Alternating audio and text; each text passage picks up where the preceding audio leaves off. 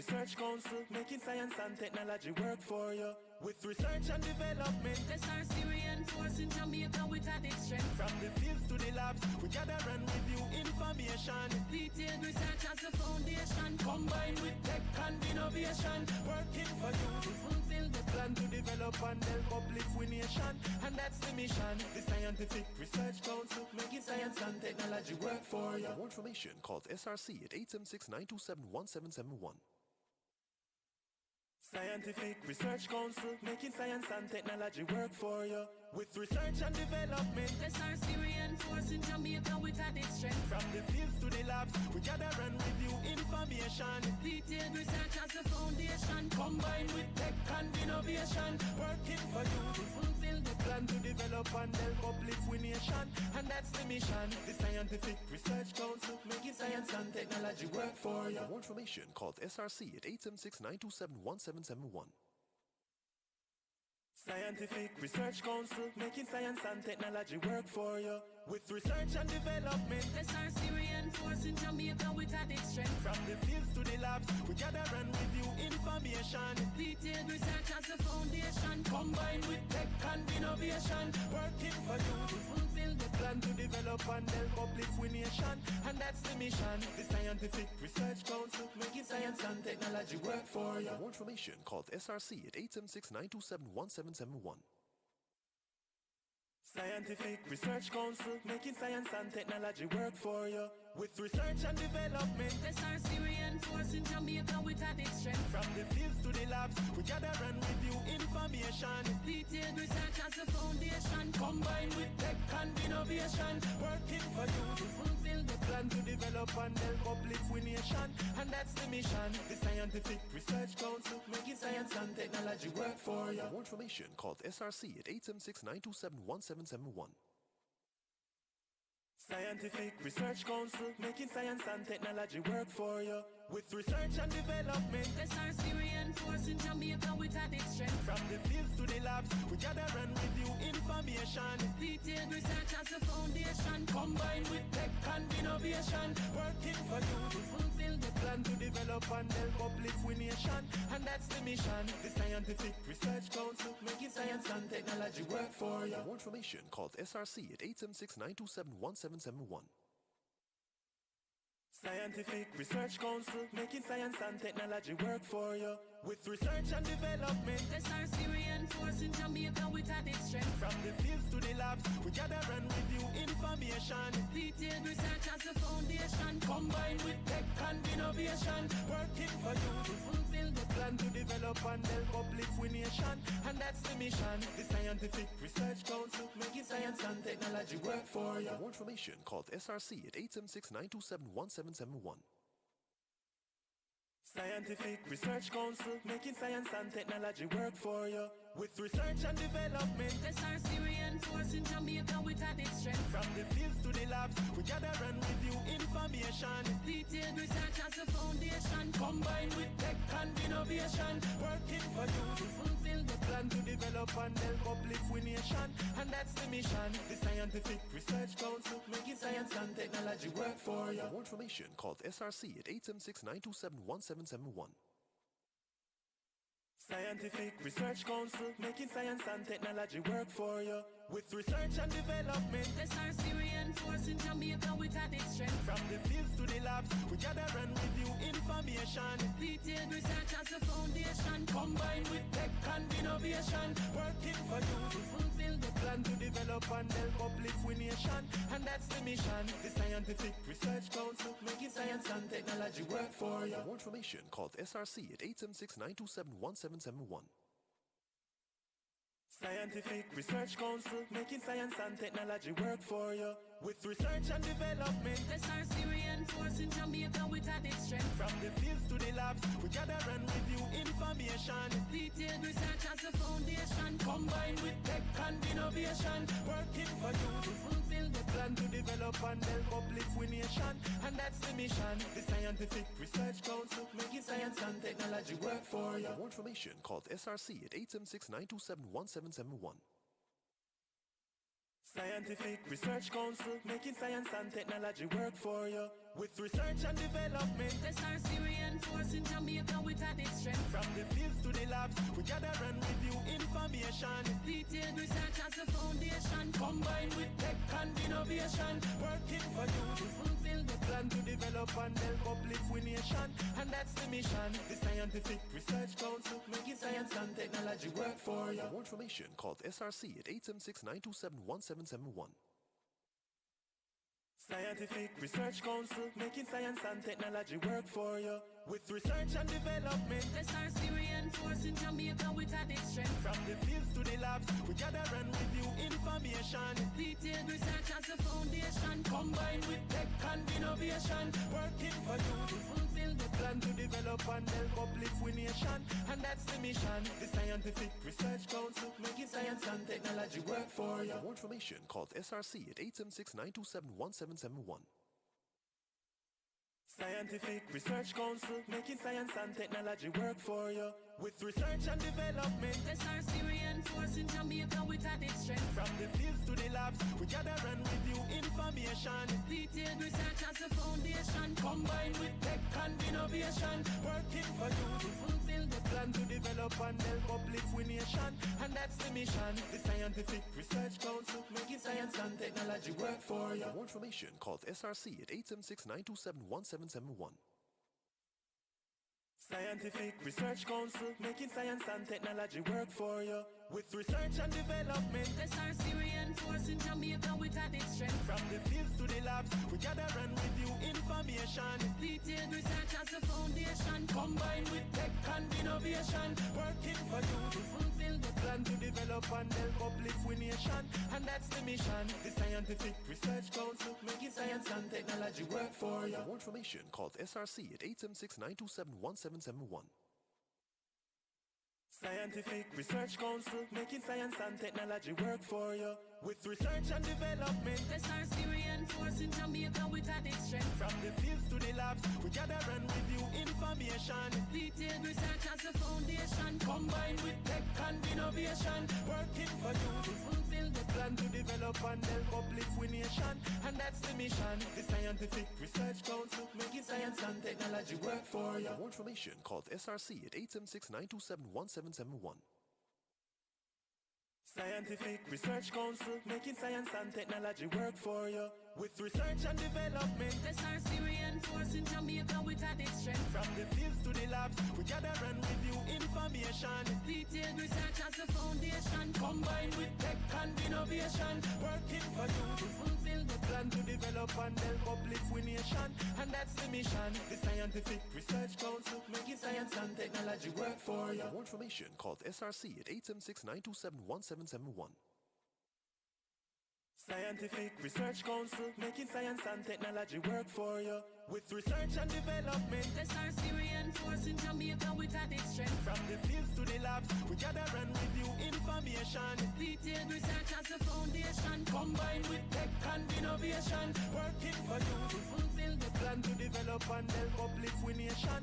And that's the mission. The Scientific Research Council, making science and technology work for you. For more information, call SRC at 876-927-1771.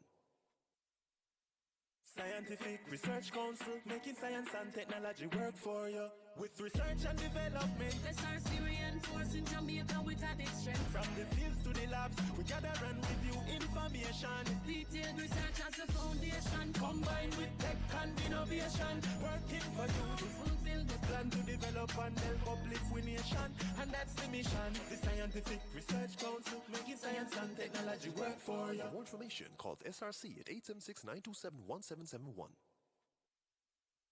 Scientific Research Council, making science and technology work for you. With research and development, SRC reinforcing Jamaica with added strength. From the fields to the labs, we gather and review information. Detailed research as a foundation, combined with tech and innovation, working for you to fulfill the plan to develop and help uplift we nation. And that's the mission. The Scientific Research Council, making science and technology work for you. For more information, call SRC at 876-927-1771. Scientific Research Council, making science and technology work for you. with research and development. SRC reinforcing Jamaica with added strength. From the fields to the labs, we gather and review information. Detailed research as the foundation, combined with tech and innovation, working for you to fulfill the plan to develop and help uplift we nation. And that's the mission. The Scientific Research Council, making science and technology work for you. For more information, call the SRC at 876-927-1771. Scientific Research Council, making science and technology work for you. With research and development, SRC reinforcing Jamaica with added strength. From the fields to the labs, we gather and review information. Detailed research as the foundation, combined with tech and innovation, working for you to fulfill the plan to develop and help uplift we nation. And that's the mission. The Scientific Research Council, making science and technology work for you. For more information, call the SRC at 876-927-1771. Scientific Research Council, making science and technology work for you. With research and development, SRC reinforcing Jamaica with added strength. From the fields to the labs, we gather and review information. Detailed research as the foundation, combined with tech and innovation, working for you to fulfill the plan to develop and help uplift we nation. And that's the mission. The Scientific Research Council, making science and technology work for you. For more information, call the SRC at 876-927-1771. Scientific Research Council, making science and technology work for you. With research and development, SRC reinforcing Jamaica with added strength. From the fields to the labs, we gather and review information. Detailed research as the foundation, combined with tech and innovation, working for you to fulfill the plan to develop and help uplift we nation. And that's the mission. The Scientific Research Council, making science and technology work for you. For more information, call the SRC at 876-927-1771. Scientific Research Council, making science and technology work for you. With research and development, SRC reinforcing Jamaica with added strength. From the fields to the labs, we gather and review information. Detailed research as the foundation, combined with tech and innovation, working for you to fulfill the plan to develop and help uplift we nation. And that's the mission. The Scientific Research Council, making science and technology work for you. For more information, call the SRC at 876-927-1771. Scientific Research Council, making science and technology work for you. With research and development, SRC reinforcing Jamaica with added strength. From the fields to the labs, we gather and review information. Detailed research as the foundation, combined with tech and innovation, working for you to fulfill the plan to develop and help uplift we nation. And that's the mission. The Scientific Research Council, making science and technology work for you. For more information, call the SRC at 876-927-1771. Scientific Research Council, making science and technology work for you. With research and development, SRC reinforcing Jamaica with added strength. From the fields to the labs, we gather and review information. Detailed research as the foundation, combined with tech and innovation, working for you to fulfill the plan to develop and help uplift we nation. And that's the mission. The Scientific Research Council, making science and technology work for you. For more information, call the SRC at 876-927-1771. Scientific Research Council, making science and technology work for you. With research and development, SRC reinforcing Jamaica with added strength. From the fields to the labs, we gather and review information. Detailed research as the foundation, combined with tech and innovation, working for you to fulfill the plan to develop and help uplift we nation. And that's the mission. The Scientific Research Council, making science and technology work for you. For more information, call the SRC at 876-927-1771. Scientific Research Council, making science and technology work for you. With research and development, SRC reinforcing Jamaica with added strength. From the fields to the labs, we gather and review information. Detailed research as the foundation, combined with tech and innovation, working for you to fulfill the plan to develop and help uplift we nation. And that's the mission. The Scientific Research Council, making science and technology work for you. For more information, call the SRC at 876-927-1771. Scientific Research Council, making science and technology work for you. With research and development, SRC reinforcing Jamaica with with added strength. From the fields to the labs, we gather and review information. Detailed research as the foundation. Combined with tech and innovation, working for you to Fulfill the plan to develop and help uplift we nation. And that's the mission. The Scientific Research Council, making science and technology work for you. For more information, call SRC at 876-927-1771.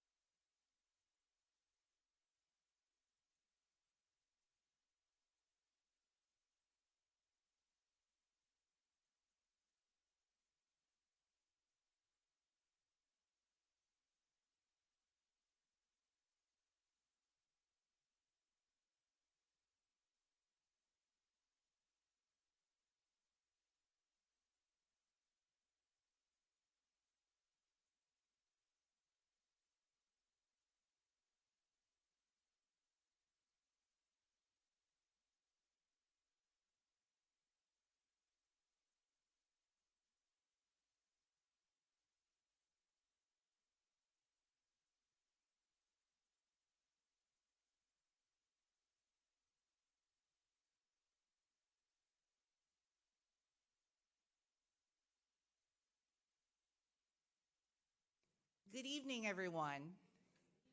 Welcome to this year's edition of Conversations in Science, hosted by the Scientific Research Council. I am Ryan Shaw Phillips, team leader for the Analytical Services Lab at SRC, and your chairperson for this evening's program. Thank you, everyone, sincerely for joining us today, and we know and promise that it will be a rich and rewarding conversation. At this time, I invite everyone to please stand for the playing of the national anthem.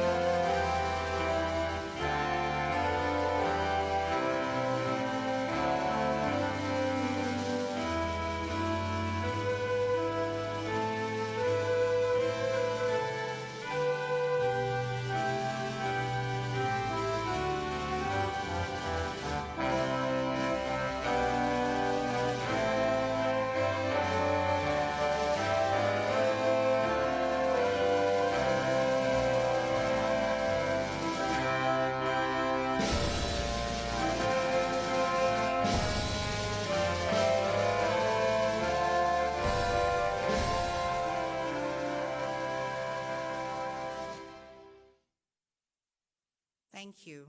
Please be seated.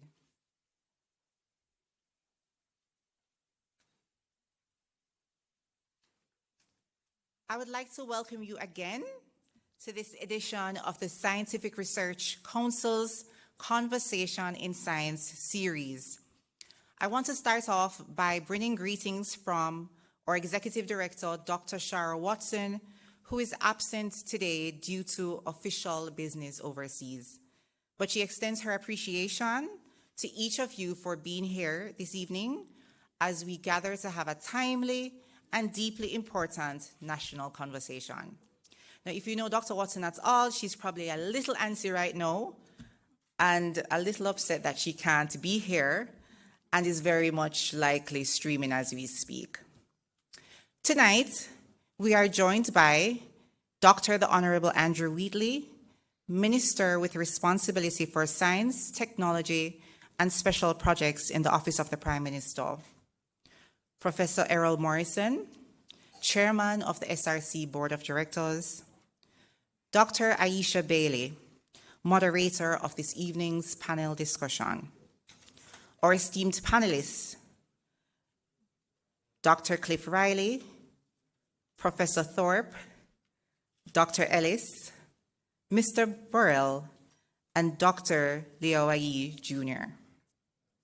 We have members of the Strategic Committee of the OPM, members of the Board of SRC, its management team and staff, special invited guests, the media, and of course you, our audience, both here and online. Welcome to you all. We meet this evening under the theme, Weathering the Future, Science, Food Security, and Smart Infrastructure for a Resilient Jamaica. This theme is not abstract. It speaks directly to where we are as a country and as a region. In the wake of Hurricane Melissa, we have been reminded once again that the Caribbean's vulnerabilities are not just theoretical. They are lived, they are real, and at the pace at which climate-related events are intensifying requires not only stronger infrastructure, but stronger thinking, stronger collaboration, and stronger science. Jamaica and the wider Caribbean stand at the front line of climate change. We face the intersection of extreme weather systems, fragile food systems, and the increased demand for data-driven decision-making within our country. So, tonight's gathering is not just another event. It's a part of our national response. and it is a part of the necessary rebuilding.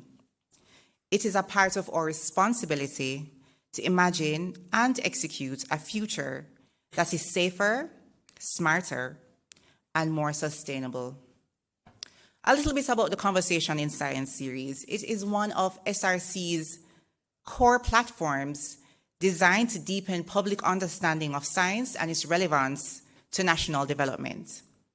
Through these sessions, the SRC aims to demystify science and technology, facilitate cross-sector dialogue, bring evidence-based insights into public conversations, and to bridge the gap between research, policy, and everyday life. Across Jamaica, and certainly across the Caribbean, some of our best decisions have emerged from discussion, exchange, and listening.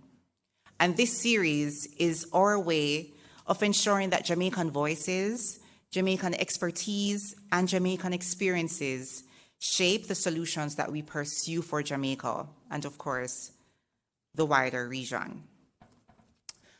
I know we're all here for the panel discussion, but before we proceed, we are honored this evening to have with us the Minister with Responsibility for Science, Technology, and Special Projects, Dr. the Honorable Andrew Wheatley, who will deliver this evening's keynote address and also set the context for our discussions.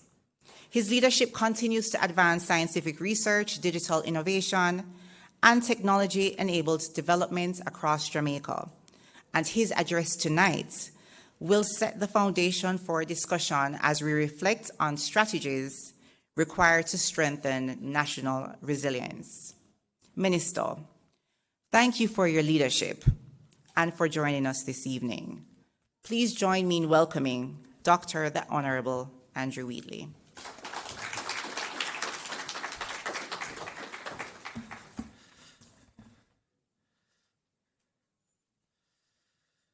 Thank you very much,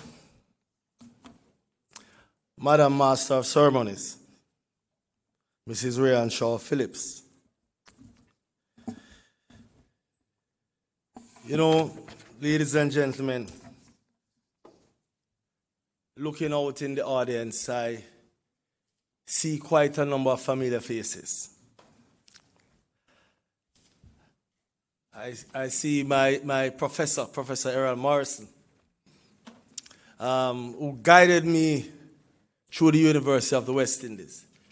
In fact, there's a particular story that I want to share before I go through the formalities. And Prof is not that story. This particular story or experience was at the point where I was about to finish my PhD. But this opportunity came up through the British Council. And it was a fellowship to the University of London. And I brought it to Prof's attention. I said, Prof, I need to graduate and go to the road. You know. We need to get some food. Prof said to me, listen, whatever you are seeking out there, we'll wait for you. This experience is once in a lifetime. Take up this fellowship and go. Just delay your PhD for some time. We have done all the work already. Just go over there. And Prof, I must say thank you for that advice. I also see quite a number of my own students. It would appear that this is a lecture. But apart from those students who did their first degree in biochemistry or molecular biology or basic medicine, I'm seeing quite a number of my former students who went on, I supervised their PhD. You know, just looking out there, I'm not going to call them by name. But I am sure that more than 60% of the people in here that you're going to refer to as doctor, they got their PhD with me. No, it's serious. It's serious. You want me to name them? You have Ryan, you have Cliff, Melissa, not with, I mean, I could go on and on. You have so many students here.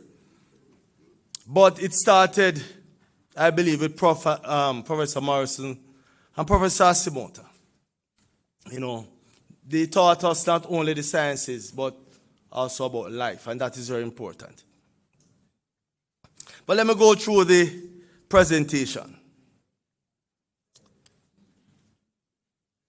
The Executive Director and staff of the Scientific Research Council, and I must, interject at times in this presentation as I recall my own experiences as a student when we had to go to the Scientific Research Council to use their equipment. We were at in the Biotech Center and also in Basic Medical Sciences, where the University of the West Indies did not have all the equipment. And we had to go to the SRC. In fact, one of my former students, Ryan, who is now employed to the SRC, went there. We had to send him over there to do some testing. And eventually, I guess they appreciated the quality of his work. And he has been working there for some time now. Distinguished members of our scientific community. And again, oftentimes in Jamaica we do not speak about the scientific community as if we are ashamed to let people know that there's a very active scientific community. And the sciences is not only about biochemistry, pharmacology, anatomy, you name it. It's about engineering as well. It's about engineering in its core form, whether artificial intelligence, computer engineering, civil engineering. We are all scientists at the end of the day. We have amongst us representatives from our universities and other research institutions, partners from the private sector, members of the media, ladies and gentlemen, and I think I saw a couple of children here, boys and girls. Good afternoon. I must say it is indeed an honor to address you today under the powerful theme, whether in the future, science, food security, and smart infrastructure for a resilient Jamaica. And this theme, I don't know if the SRC thought about it before Melissa came. I see some nodding of heads that maybe you guys anticipated Melissa. If you had any contact with her, we'd have hoped you would have said, no, don't bother, come again. But this theme, ladies and gentlemen, is very much appropriate. I believe it resonates with every single one of us in here, and Jamaica on a whole. And in fact, beyond our shores, this theme is such a relevant theme. Long before I entered the halls of Parliament, in fact, politics on a whole, long before I was councillor and mayor of Spanish Town, I want to give you another story. I remember when Dr. Notice resigned as mayor, and how the law set up on the resignation of the mayor, the deputy mayor automatically becomes the mayor. So, of course, I have to seek advice from Prof. So, I went home and I called Prof. I said, Prof, why, Dr. Notice resigned and it looks like I'm going to become the mayor. Prof said, my boy.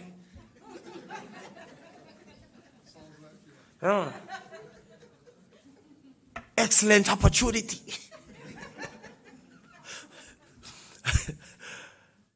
But and I was lecturing at the University of the West Indies, and I was doing my research.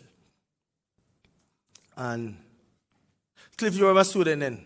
And Dr. Cliff Riley is my first PhD graduate. And he was also the executive director at one point in his life at the Scientific Research Council. And I said to Prof, what do you think? Prof said, you're mad, man, my boy. We're going to talk. I'm going to call the principal. and arrange for you to have a meeting with him. That is Professor Kenneth Hall. So Prof called me the next morning and arranged a meeting with Professor Hall. I wanted to be the mayor, but I don't want to lose my job. So I went to Professor Hall and spoke to him, and you know what Professor Hall said to me? I can never forget this. He said to me, Dr. Wheatley, don't worry.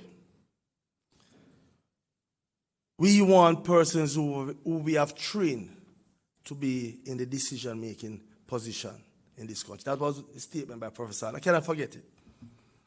Cannot forget that statement. So, again, that is one story. So, you know, before politics, I was in the lab. And I believe that's where everything started for me, my science background. I remember the long I was at the University of the West Indies, Prairie View, A&M, and of course, Imperial College, where I focused on the challenge and the breakthrough of research. My work in genetic engineering, tissue culture, diabetes, pharmaceutical properties of our indigenous material was not just an academic exercise. It was driven by a fundamental belief that Jamaican science holds the cure not only to issues affecting Jamaicans and Jamaica, but issues of worldwide importance. As a scientist, I understand the data. And the data tells us that the future we are seeking to weather is already upon us. So, let me just use this opportunity to speak plainly about our national reality. This challenge is not merely aspirational. It is existential. And the recent passage of Hurricane Melissa clearly illustrates that. You know, there's no conversation now with us without us referring to Melissa. And it's not you, Melissa Powell. So Melissa Powell is another of my PhD students, Dr. Melissa Powell Sanders. You know, after the hurricane, we had to message Melissa and say, Melly, you couldn't just stay home, man. Right? But our Melissa is a darling. Colleagues, between 2000 and 2021, and we're taking that 21 years period, intense hydrometeorological events such as hurricanes, storms, and droughts caused damage and losses exceeding US $870 million to our nation. That is over that 21 years period. I don't want to wait until a year the damage. No. So over that 21 years, the damage was under $1 billion US. Infrastructure damage alone accounted for over 45% of these costs. And our agriculture sector has absorbed over US $190 million in losses. Now, these figures are minuscule compared to the recent near-apocalyptic visitation, which has left behind billions of dollars. Now, in a recent meeting with the World Bank and the IDB, their estimate, without actually going on the ground and doing an in-depth analysis, it came out at $8.8 billion US. So that one event eclipsed the 21 years that I spoke about earlier, where the damage was estimated to be under $1 billion. And we will recall the hurricanes. Ivan, when was Ivan? 2004. Ivan and other hurricanes and other climatic events. The damage then was under $1 billion. And right now we are facing a situation where just preliminary analysis. We're not looking at the costs associated with loss of manpower, working hours. We are just looking at the infrastructure, road network, buildings, homes. We're not looking at the contents of these buildings, the homes. And we are at $8.8 billion. And we anticipate that it will maybe pass $10 billion in real terms.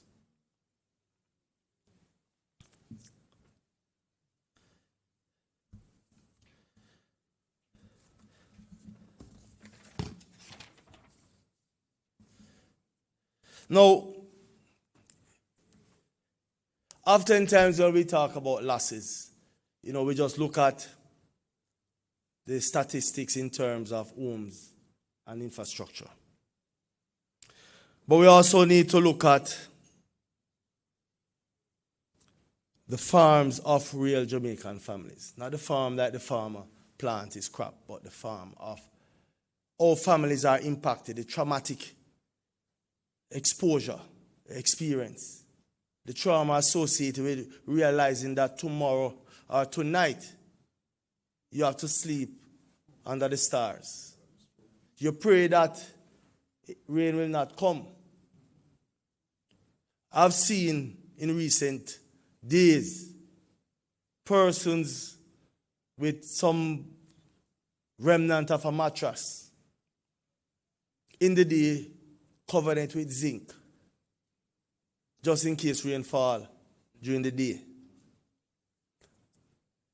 That is a cost that we need to calculate as well when we are putting together the number, or the numbers as to the cost of Hurricane Melissa.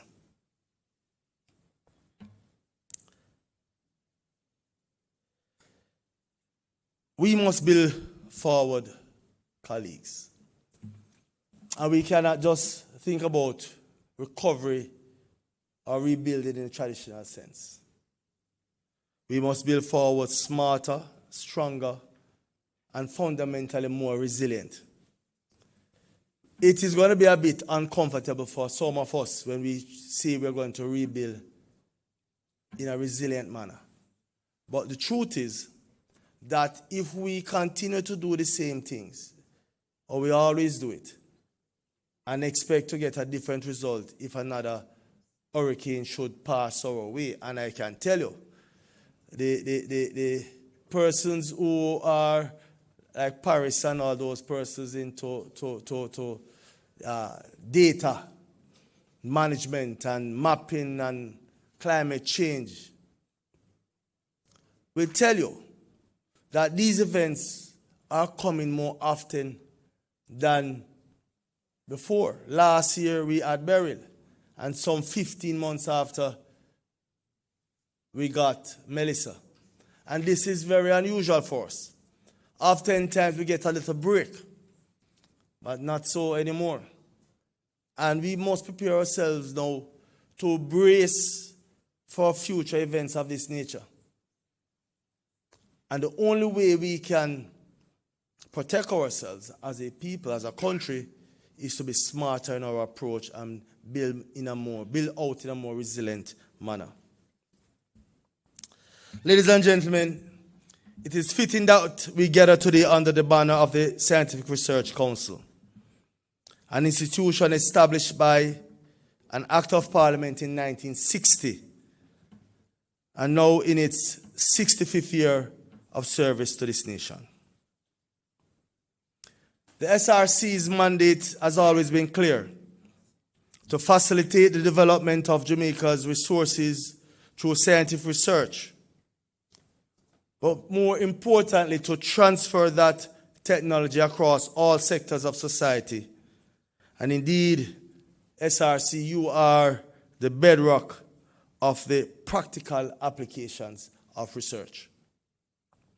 From developing the solar crop dryer that extends the shelf life of our agricultural products, to pioneering work on energy cane, to constructing over 300 and odd anaerobic wastewater treatment systems across Jamaica. In fact, the first time I saw it being implemented, it was at an apartment complex, and I was saying, this is home developed? Is this from the SRC?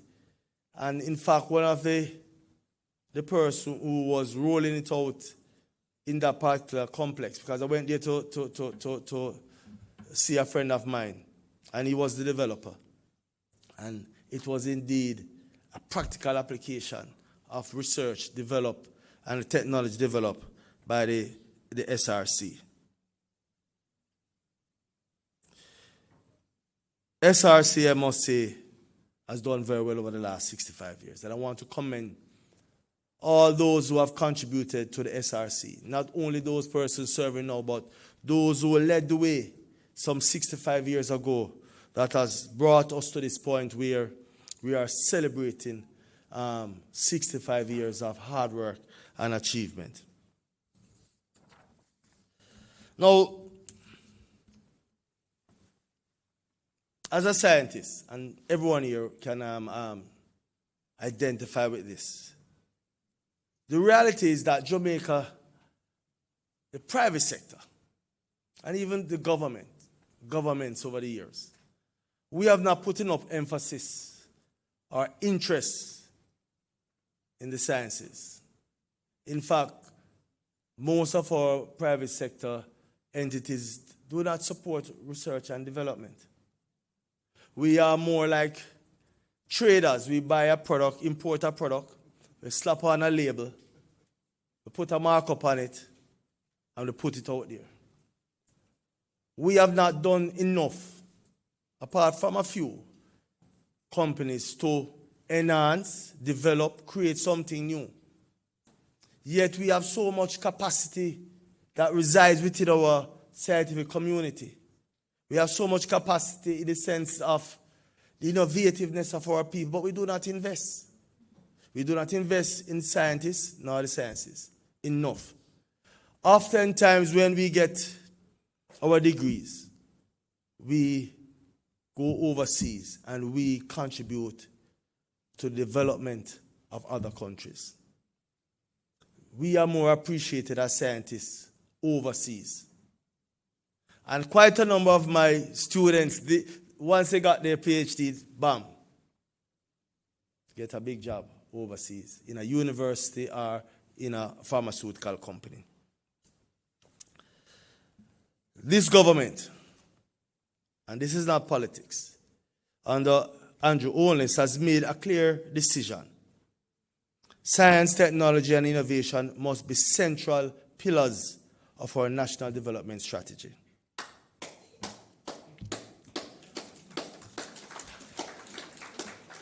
Our National ST&I policy of 2022 provides the comprehensive framework for this transformation.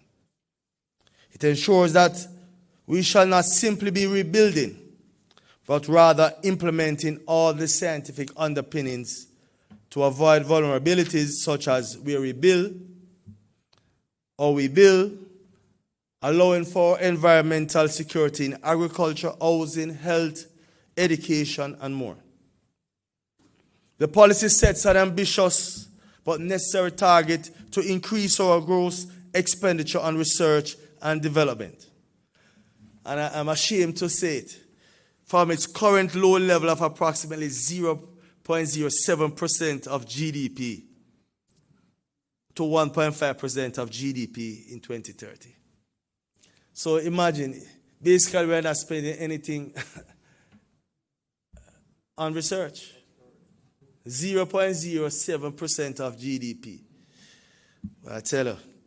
And we are very ambitious. We want to increase that to 1.5% of GDP by 2030. So in the next 5 years, despite Hurricane Melissa, we are looking to at least spend somewhere between 1 to 1.5% of GDP in research and development. But I can tell you, as scientists, we are very grateful because this can really be a game changer for all of us.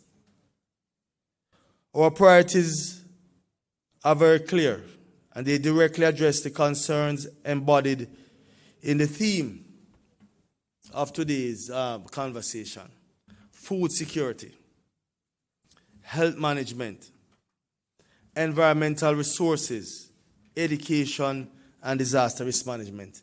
And everything is now tied up when you think about where we are grappling with the after effect or the aftermath of the passage of Hurricane Melissa, weathering the storm, building out resiliency.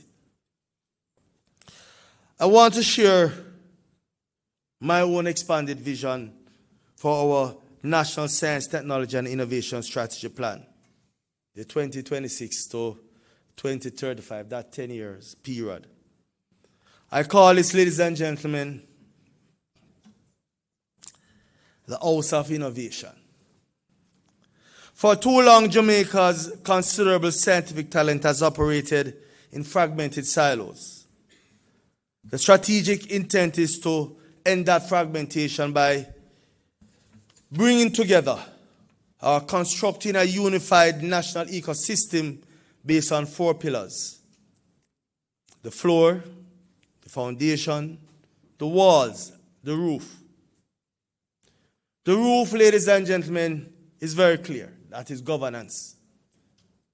Ensuring unified strategic direction from the National Commission on Science and Technology and seamless execution through the SRC.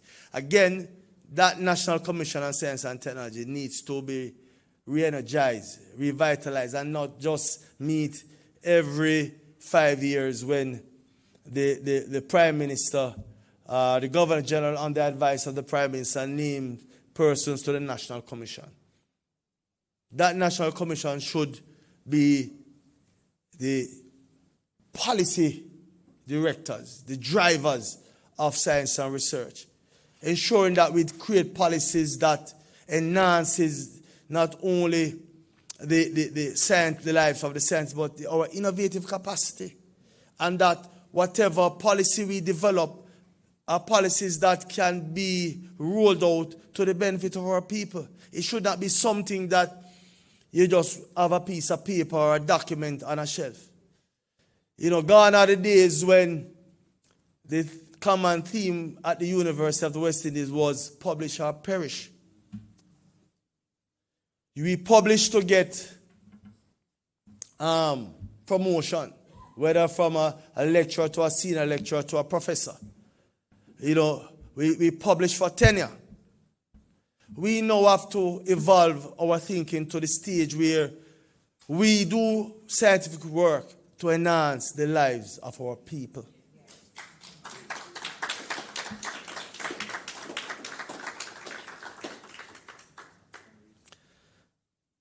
The other pillar is the academic backbone,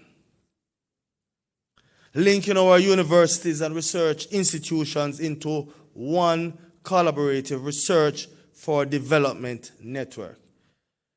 We can call it R4DE, R4D Jamaica, Research and Development for Jamaica.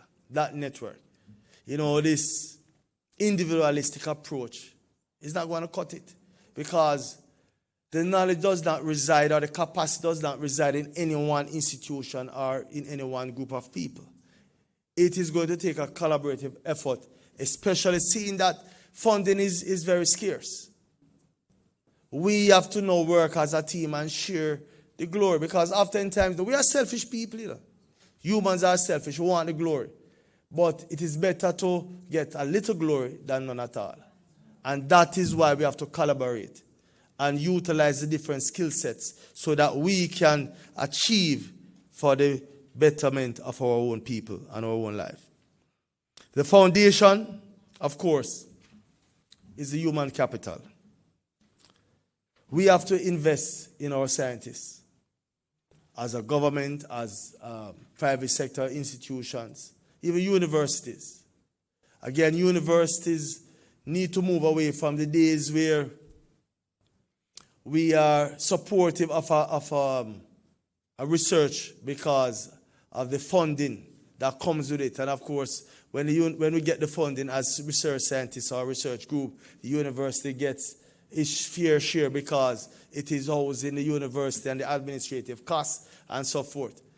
We have to also seek funding as universities, as research institutions, to support the work of the scientists.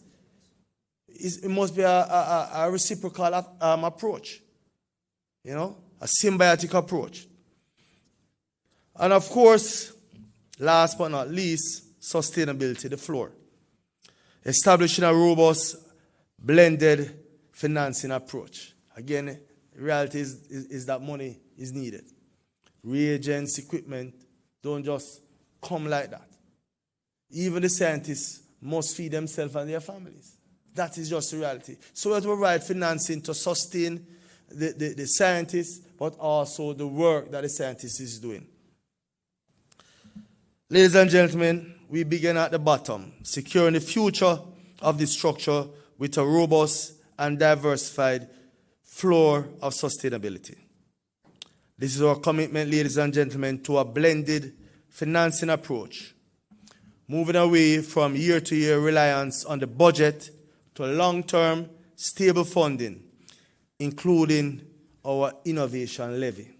That is something that we need to look at, our innovation levy. Upon that stable floor, we poured the concrete for our foundation, human capital. This means invested heavily in our future scientists, scaling up the NEST program. And I'm glad that I saw a good friend of mine, Mrs. Francis,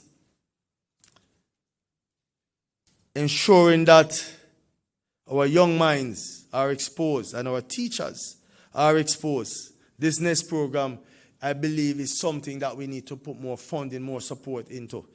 You know, and that ensures that we are developing the minds of our young children, you know, guiding them, steering them into the era of the sciences, becoming more, you know. In fact, do you realize that when a Jamaican takes the sciences serious, that Jamaican is very, we call it, innovative. And oftentimes, they are captured from our shores by more developed countries.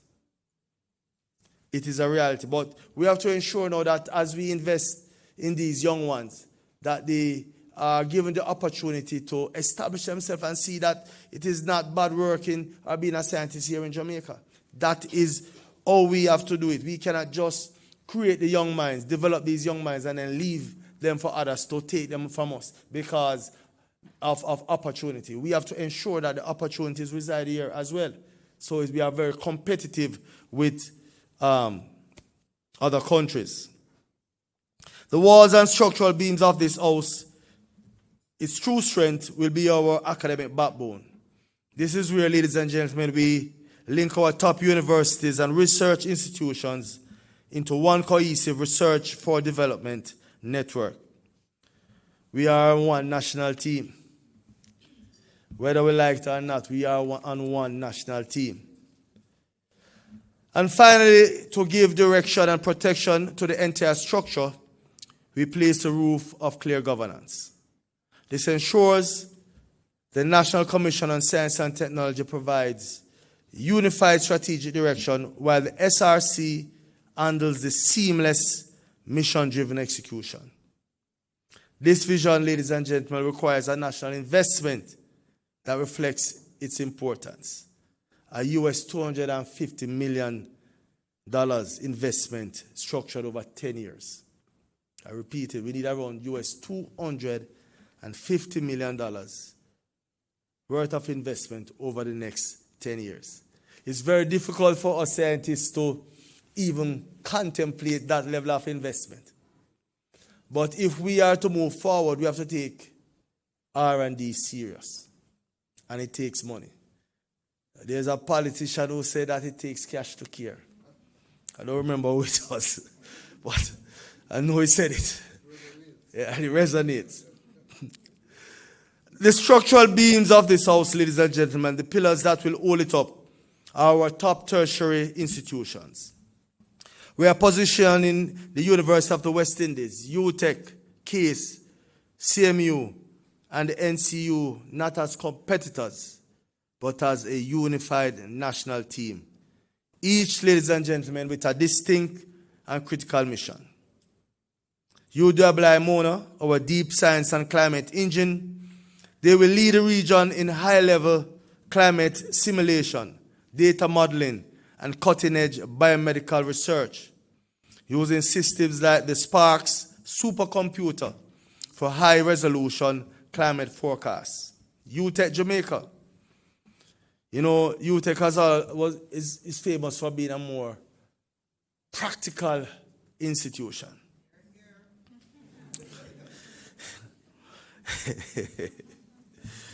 I'm a UTech man, you know, be careful.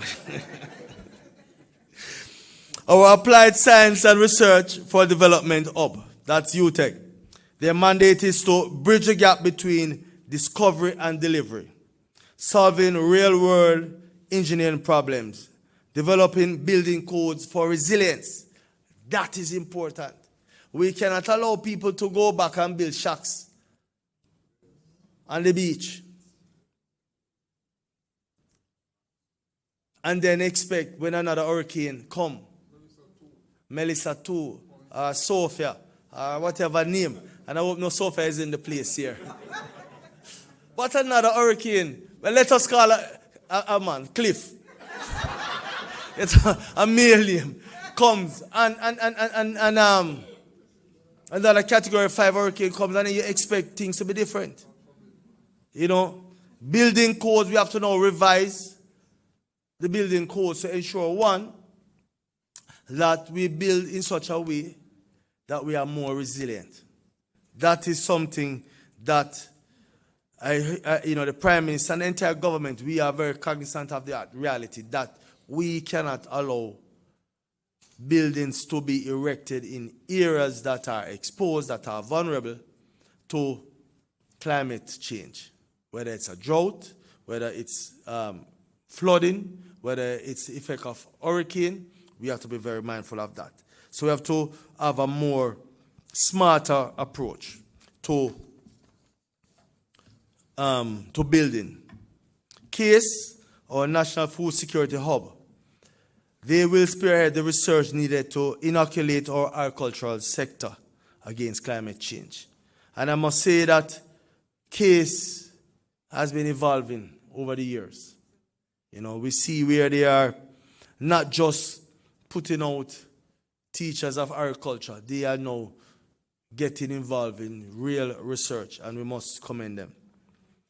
The CMU, the leader of our Blue Economy strategy, focusing on marine science, logistics, technology, and turn the sea around us into a sustainable source of wealth and energy.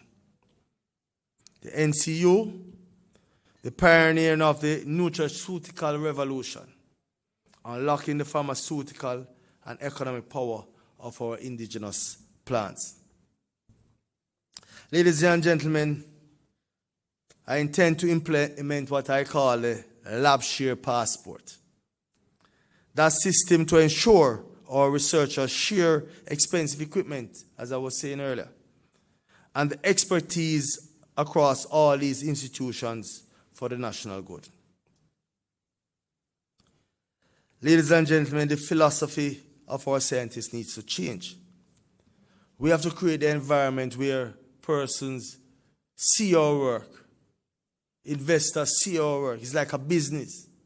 We have to put ourselves out there to encourage investment in our research, and so that we can develop products and solutions for, enhancing the lives of our citizens. You know,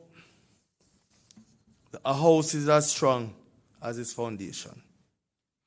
And that foundation, ladies and gentlemen, is our people. My journey started in Spanish Town. Humble beginning. My mother worked in a betting shop. But that does not limit us as a people. I'm sure all of us went through our different struggles. All the scientists here. It's not an easy, it's not an easy road to be a scientist. Not an easy road. And that is why the ultimate priority of the House of Innovation that I spoke about earlier, I mentioned earlier, is the NEST, Nurturing Early Scientific Thinking program.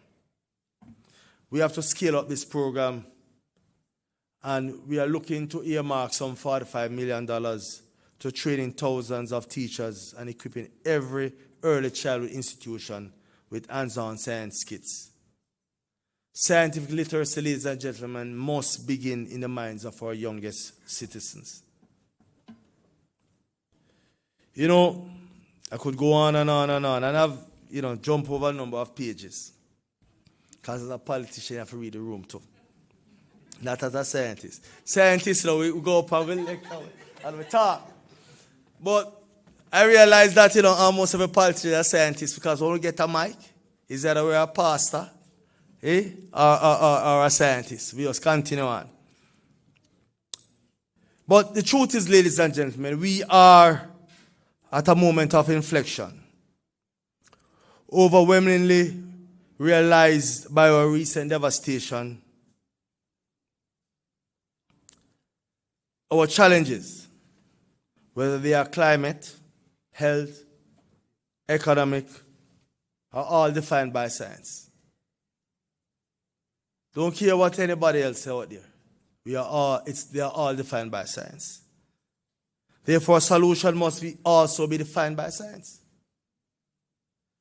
The government has already shown innovation in disaster financing, such as the US $185 million catastrophe bond issued in 2021, whose triggering mechanisms were defined using climate projections. So everybody talk about this climate fund. You will recall around that time, you had a lot of persons saying, why we investing money in this disaster fund? Some of us don't even believe in climate change. But you will recall how all of us sat at home or during the days at work, waiting on Melissa to come. Melissa sat out there on the Caribbean Sea, on the hot water, and every time we said she coming up, she said, Melly, why you had us waiting. It took its time. I took her time out there in the sea. Climate change is real. And we just experience it in one event. And so that scientific approach of appreciating the impact of climate change allowed us to now draw down on some $185 million US through the catastrophe bond that was issued then. Science, ladies and gentlemen, is not separate from finance or policy. It is foundation. The success of the vision I have for this House of Innovation will not be measured only by the investments we make. It will be measured by the child in rural Jamaica who is inspired by the NEST program. That child choosing a career in agricultural engineering. It is the entrepreneur who launches a new export product validated by our upgraded ISO accredited laboratories. It is the farmer who harvests a record yield despite the drought because of research conducted at CASE and other such institutions. Our leaders at our universities and agencies like the SRC must embrace research for development. That network that we are building out, as I said before, cannot be done in isolation. No one entity can do it. If we come together as research institutions, as research agencies, as scientists, build out that network, that collaborative network, I am sure that Jamaica at the end of the day will benefit. We have to share our equipment, pool our expertise, and collaborate for the national good. To the private sector, you also have to invest in your future. You see the impact. Most private sector businesses love money. That is it. And nothing is wrong with that. You see, or you have experienced the financial fallout because we did not invest in R&D. We did not allow the innovative capacity of our people to build out more resilient solutions, whether it is in the built economy, whether it is ensuring that businesses are more resilient to these shocks. Because at the end of the day, it's all joined up. We are all in this together. The private sector need to use the available tax incentives on research and development to drive innovation in their own industries. And I'm not calling any name. The time for fragmentation is over, ladies and gentlemen. The time for excuses is past. The time for action is now. The storm came and more will come. The future is uncertain. But with science as our shield and innovation as our engine, Jamaica will not just weather the storms, we will master it. Ladies and gentlemen, as the saying goes, science solves, Jamaica grows. Thank you, ladies and gentlemen.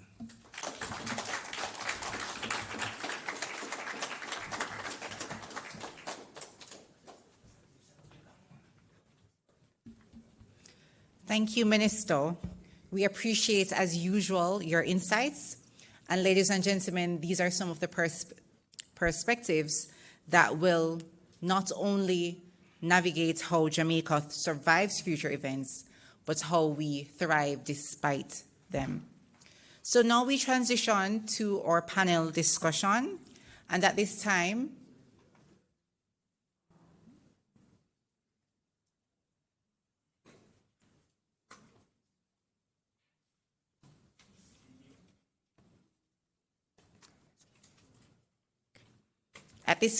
we invite you to turn your attention to the screen for a video.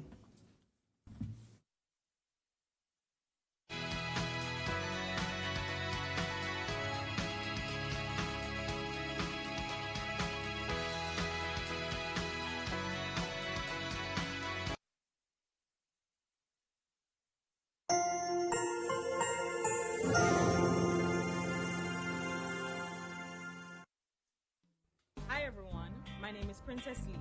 I'm an agronomist and the Deputy Farm Manager at Model Agricultural Productions Limited. In our very first crop cycle, we planted sweet potatoes.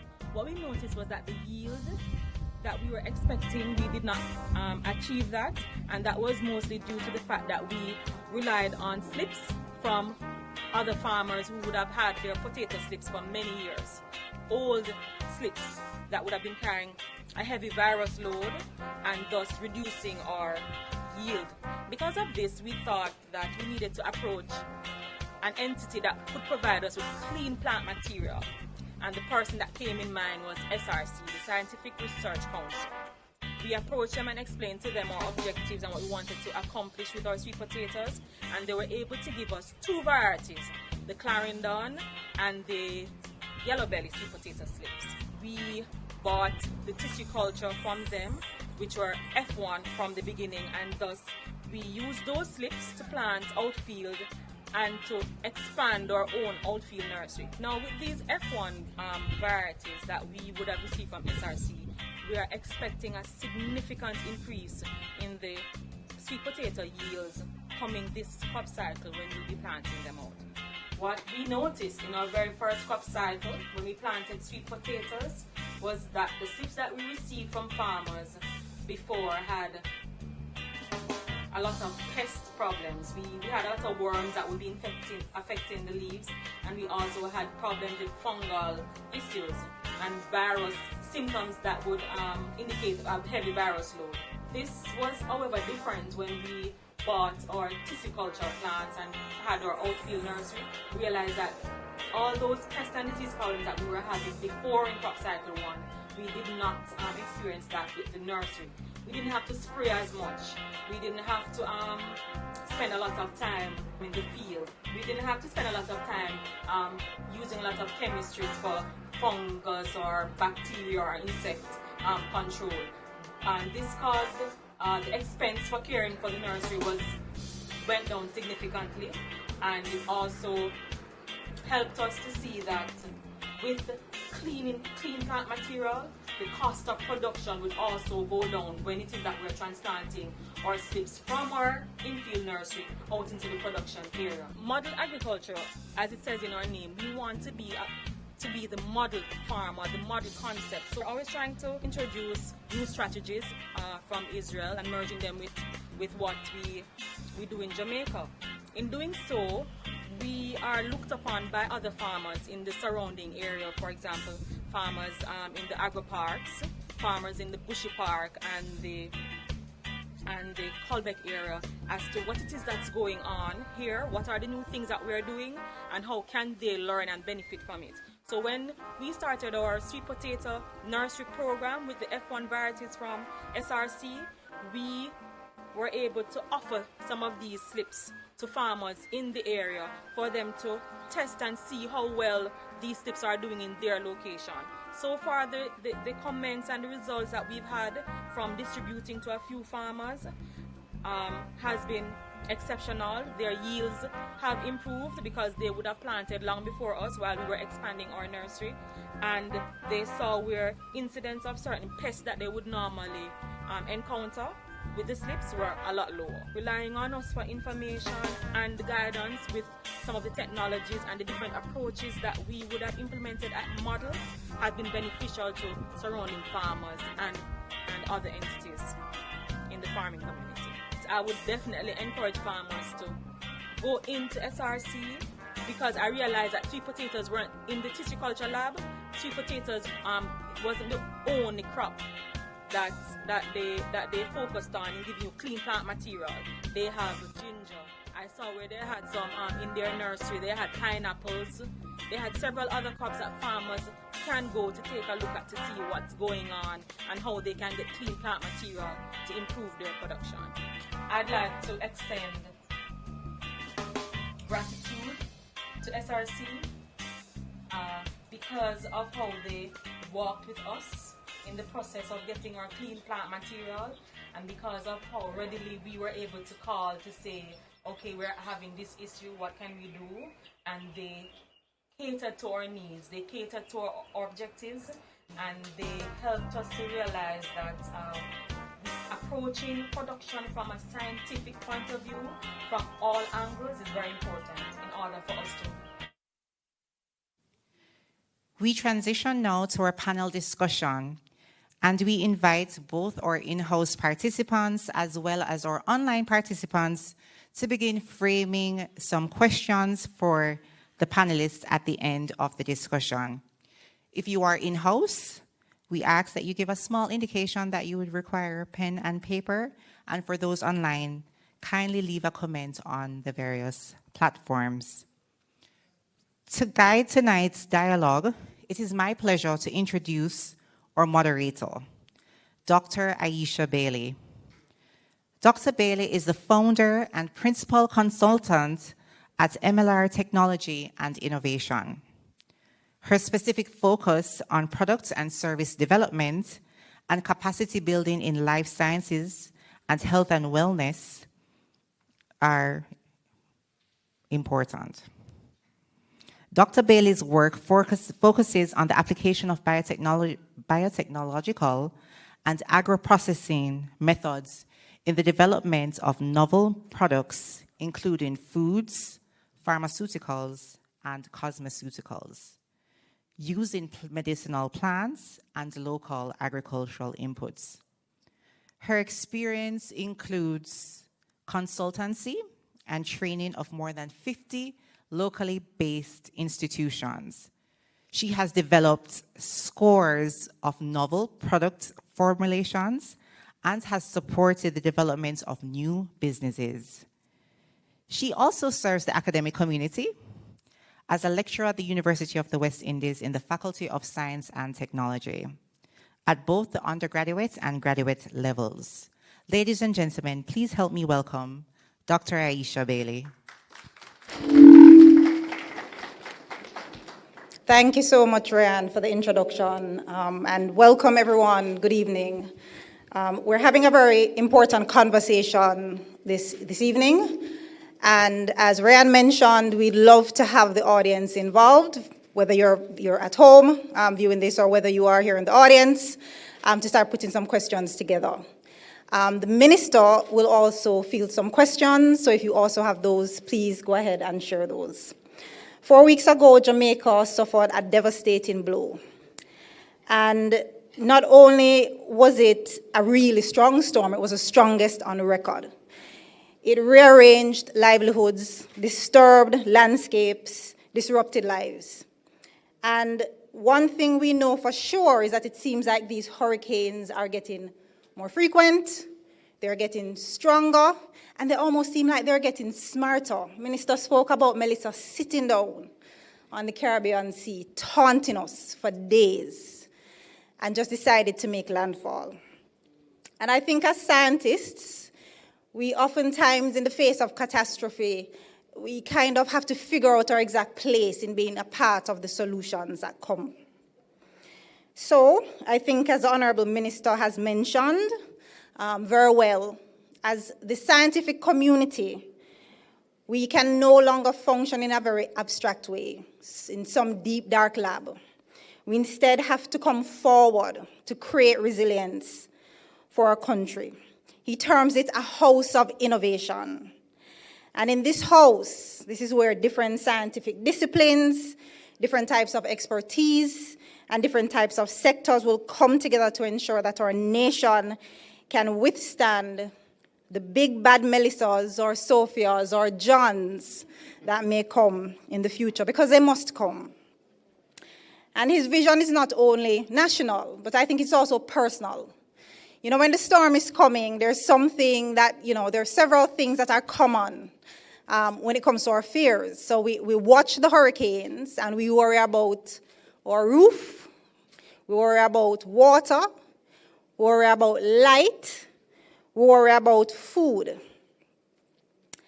And as these storms get stronger and smarter, as I mentioned before, we have to be very clear in our minds as a community where exactly scientists and engineers and innovators and technologists sit in creating real and applied practical solutions, as we not only weatherproof our homes and our businesses and our communities, but we also weatherproof our country. And who better to help us explore than a panel of scientists? So we have an amazing panel. And if you have ever wondered about how we know which communities will flood, which places are the safest places to build a road or a business, where is likely to get significant hazards, where is crime and what type of crime is likely to happen and where, then you're likely touching on the work of one of our panelists. That is Dr. Parris Lyew-Ayee Jr., Vice President of the Private Sector Organization of Jamaica, Geospatial Technologist, expert, and data scientist. And he really takes very complex spatial landscapes and puts them into clear maps so that we can make decisions. Really very phenomenal, and we'll look some more into that. Welcome, Parris.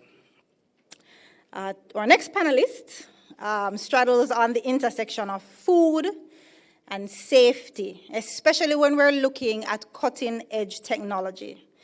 Dr. Cliff Riley, so talk about this small circle, this small band of colleagues. Cliff Riley was one of my lecturers, so was Dr. Wheatley.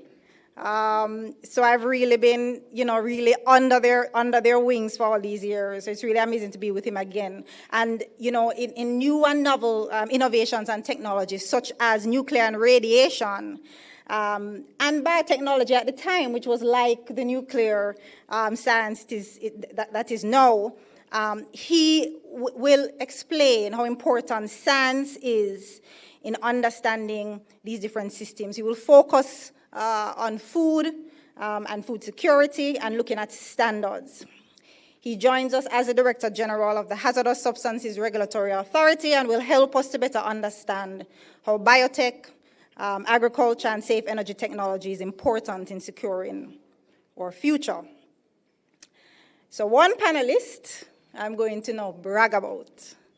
I knew him from I was the age of 11, and I saw him every week religiously for about 15 years.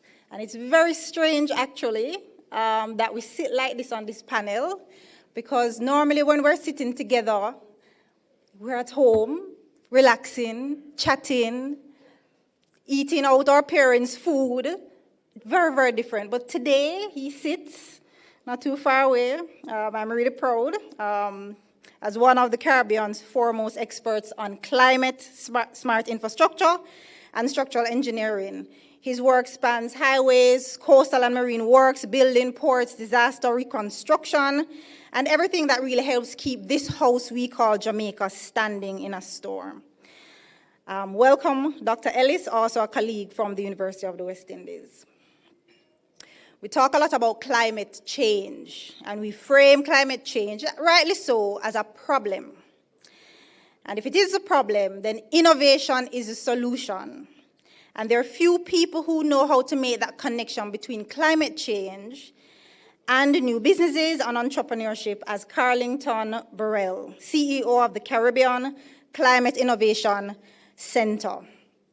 Tonight he'll help us to understand and to bridge a gap between innovation, energy, tech, business models, and new industries, and how these can transform the way we prepare ourselves for and rebound from extreme natural events.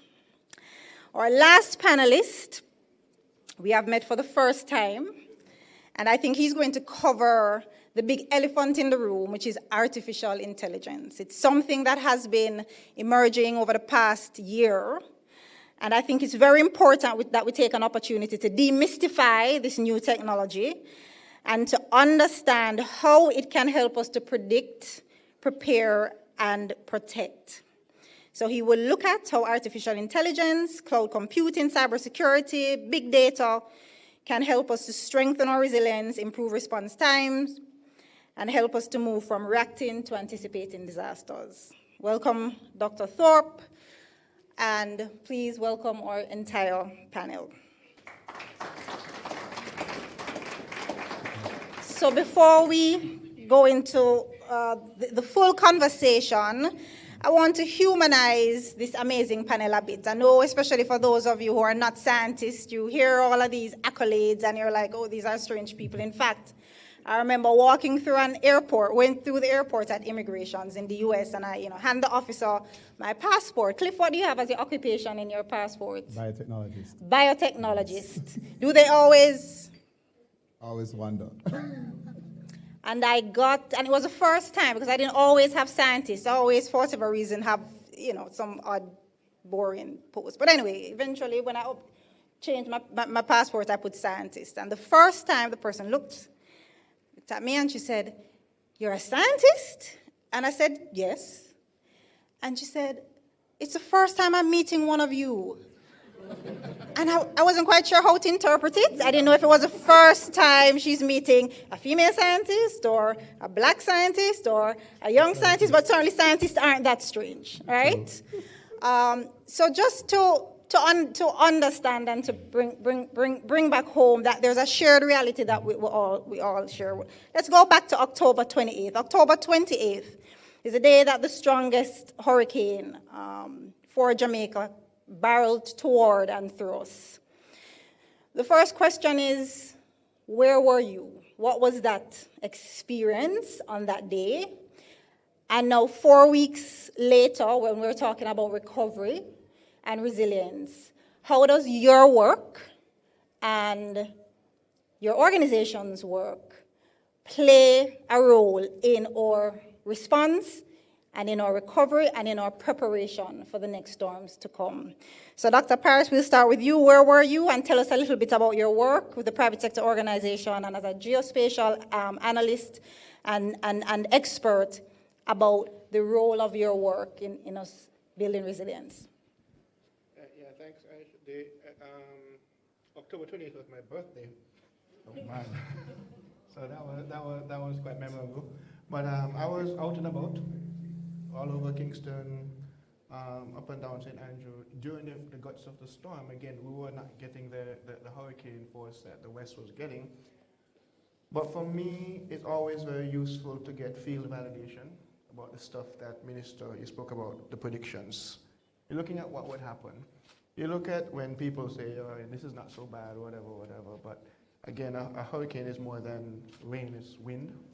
The dangers are out there. Again, I don't do this at home. I mean, I know what I'm doing, but it's the debris, the other kind of risks that are out there. I was out there during Burrell as well. Yes, there was a state of emergency declared, but again, the field validation is very important as a scientist to understand what we predicted, what could happen. We have had situations over the preceding 4 weeks of heavy rainfall, flood events that were happening had nothing to do with a storm. It was just afternoon rains, and New Kingston was flooded out. We see impacts of development all over the place. Is this causing debris that would not otherwise be on the road to be on the road? All that stuff I was observing. But the role of the private sector in terms of hurricane preparedness, hurricane response, is in many different ways. In terms of the financial instruments, the capacities that we have for supplies and distribution, all of these things were pre-mobilized ahead of the storm, and we're ready to go October 29. But I think that the lessons learned when we see generational change between the Gilbert generation and the Melissa generation. Melissa spoke about the 2000 to 2021 period, which we had Ivan, Dean, Sandy, the threat of Matthew. All of these guys were there. It's different now. Yep. Kingston is changing, Jamaica is changing, and it's very important that we realize this. What was not will be is not what will be. Yeah. Thank you. Yeah, thank you so much, Parris. And yeah, I'm going to make a note of that about what will be, about how we can predict the future so that we're better prepared for it. And we'll do that once we get through this round. So Cliff, the 28th of October, where were you? And tell us about the HSRA and the work that you do as a biotechnologist in our response and development of resilience. My experience was quite traumatic because I was trapped in Paris. The airports closed, little notice, couldn't make it back home.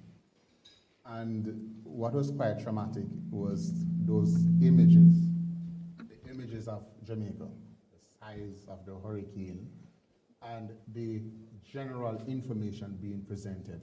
Jamaica is gone, Jamaica is gone, Jamaica is gone.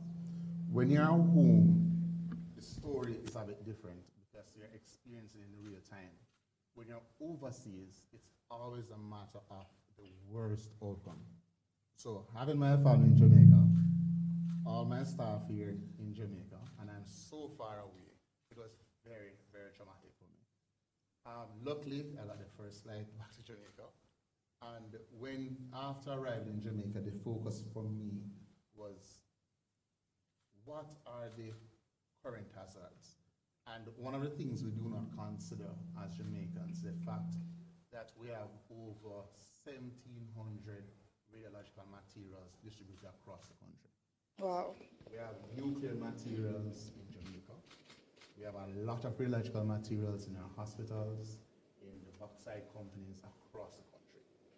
Seeing that image of the extensive flooding, my first thing when I got back after ensuring my family was safe, my staff was safe, is how do we account for all of these radiological materials? You have flooding in St. Elizabeth, you have extensive flooding in Manchester. How many of those radiological sources did we lose?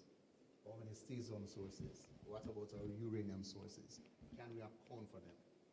So our concern was more from a radiological safety perspective, because if you have flooding and you have 2 or 3 cesium nuclear gauges in that water, you're looking at different category and levels of hazard. Why? We do not have the capabilities in Jamaica at this point to treat with radiological exposure at the medical level. So it was quite traumatic. A very good indicator for us from the Hazardous Substance Regulatory Authority in terms of the need to have a radiological disaster and incident response program and be very clear in where all the different radiological materials are located. Having extensive collaboration in Jamaica Fire Brigade, the JDF, our first responders, so as to ensure that we can account for every single radiological material.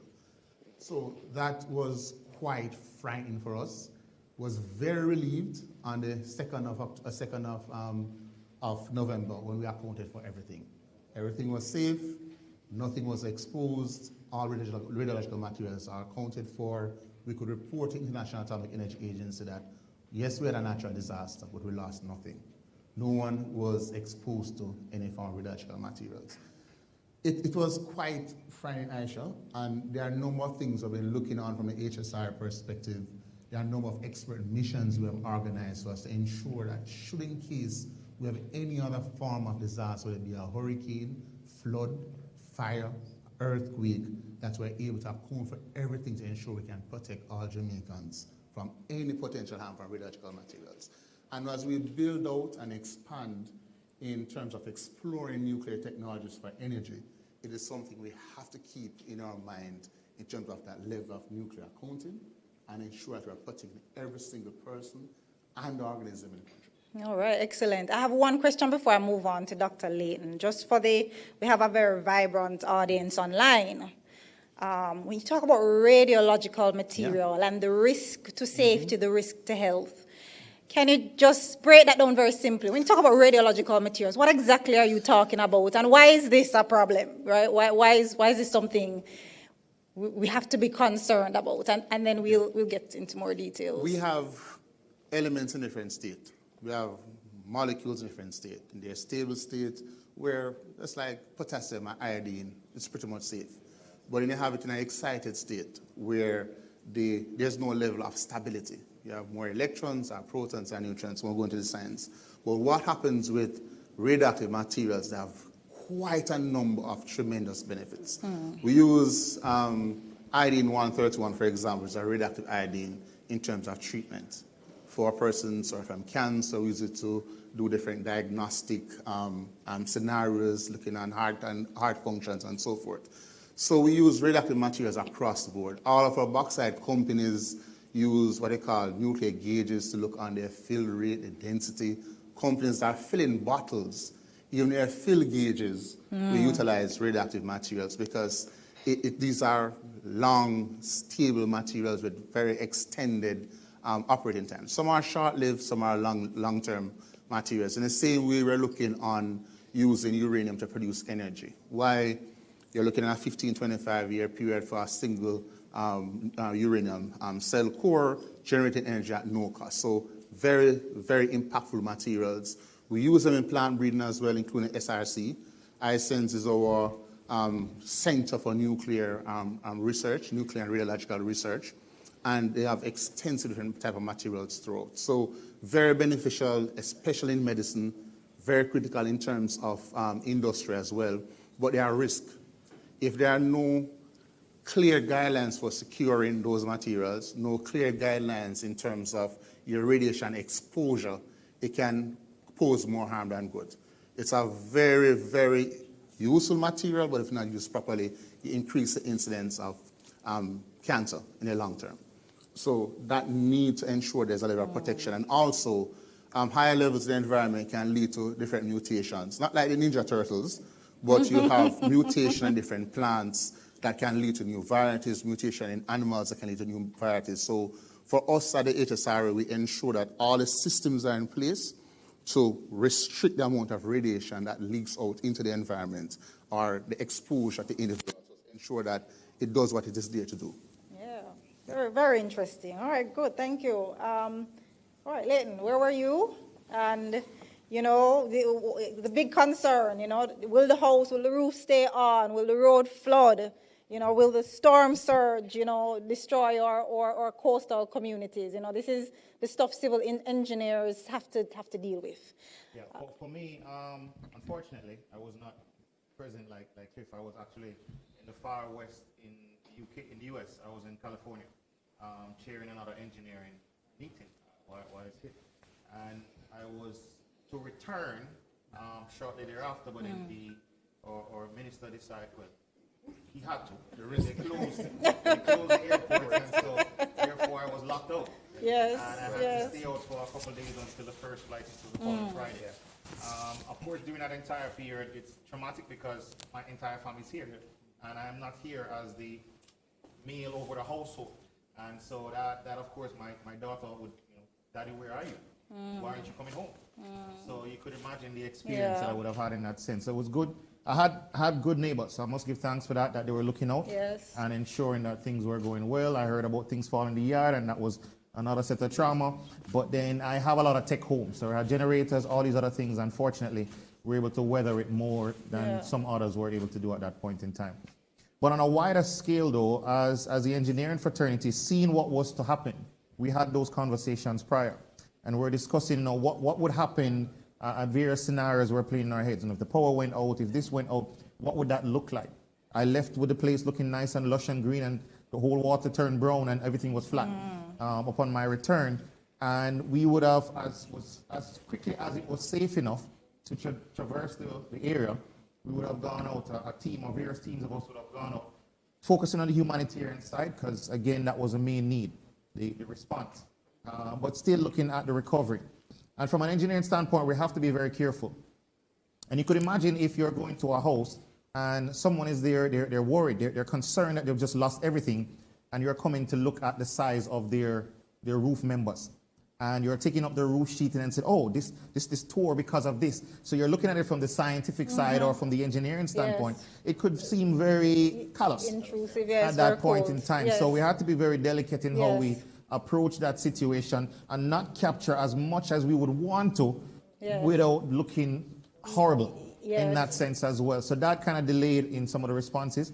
I just want to put a plug here because I know there's a great question from the citizenry about the engineering response. Now, in disasters, there are varying processes. The first one is, of course, the response rate and going through humanitarian aspect.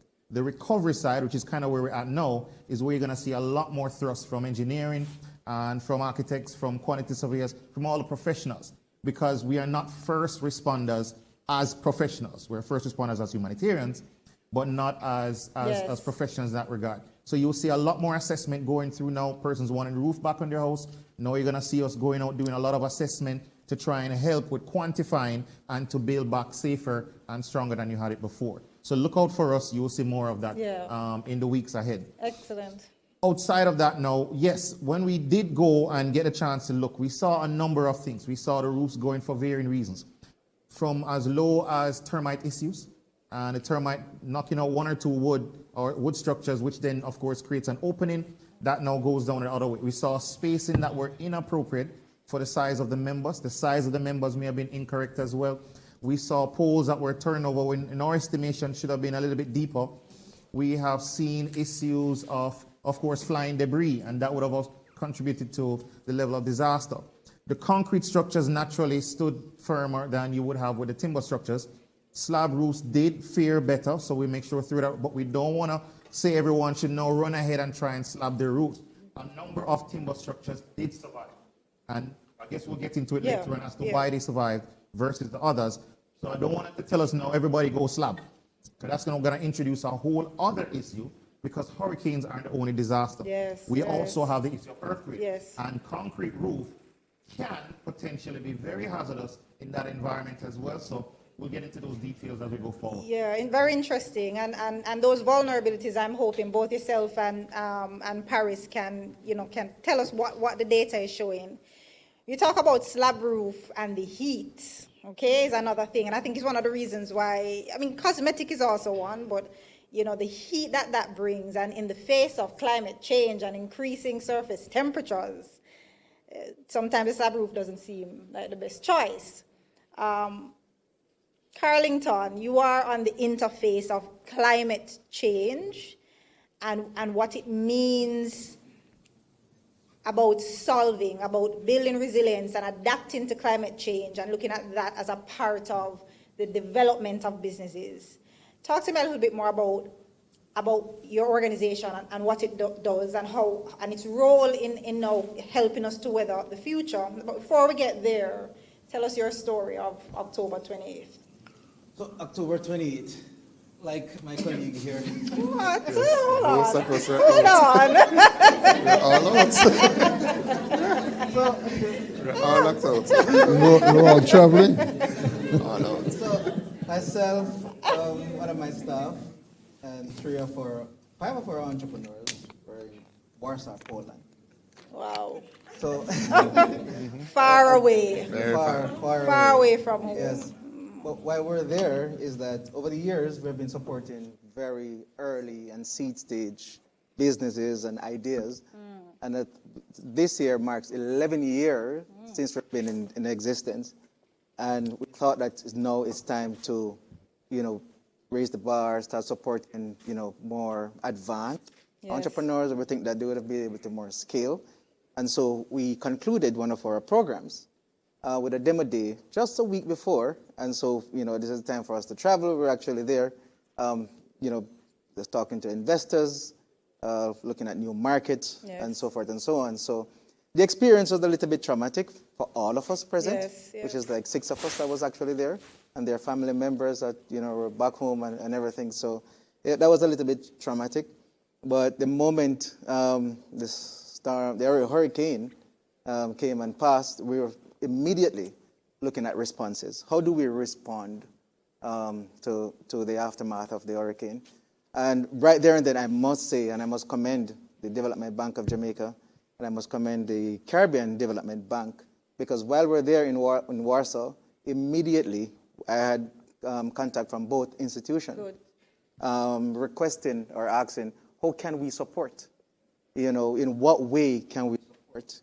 We were looking at, one, how our entrepreneurs were impacted, and two, we want to look at our entrepreneurs and the businesses and the services and the products that they provide. How can we have these integrated and scale in these communities? One, we want to look at the community, from a community deployment and an individual deployment, because what we're looking at is, livelihood. Everyone, while it's critically important, for survival, the fisherman is thinking about their boats and how they can immediately start fishing. The farmer is the same thing. And with our entrepreneurs that we had there, one entrepreneur in agriculture, we had one in energy, and another one in recycle and waste management.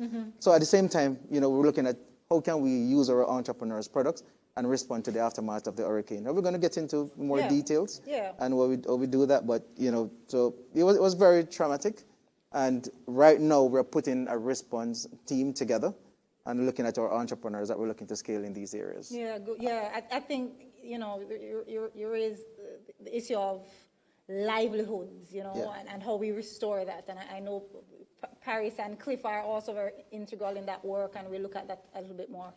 Yeah. Dr. Thorpe, we're in foreign. Where are you? Well, I'm going to be the exception to the rule. I was more doing local tourism in my home and observing what is happening in the Parris, country. you're not an exception because you're outside in the storm. That was very foreign. and I guess also, well, Parris probably a little bit more extreme than myself. Yes. Well, pleasant good afternoon to the panel, the audience here, and those online. So I'm Sean Thorpe, the Dean of the Faculty of Engineering and Computing at the University of Technology, Jamaica. On the 28th, I will just give you a precursor. On the 27th, at about 5 in the evening, all the deans of the various faculties and colleges at UTech, along with the Deputy President, we were in meetings just looking at the situation in terms of the closure of the university and how it would impact staff and students, which was one matter. But we were all busy preparing for, Hurricane Melissa at the same time, trying to balance work and home. When the storm came down on a Tuesday, we were very concerned and I was very concerned about the fact that, listen, I remember in 1988, those of us young enough to remember Hurricane Gilbert, which was a Category 3, and reflecting on this storm being a Category 5, I said to myself, I've never lived to see anything like this. I don't think we'll live through something like this again. We hope not to. I hope not to. And my concern was, the disaster it would project to bring. And of course, I had AI in the background at home. I have machines, and I spin up using tools to start looking at weather data.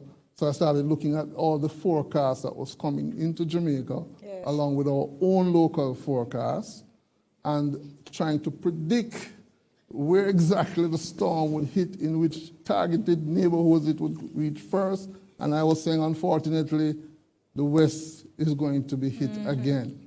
That was my concern. I said, oh my word, I'm very, very concerned for the entire public who would be in this situation. So I spent the time doing some prayer with family throughout the time.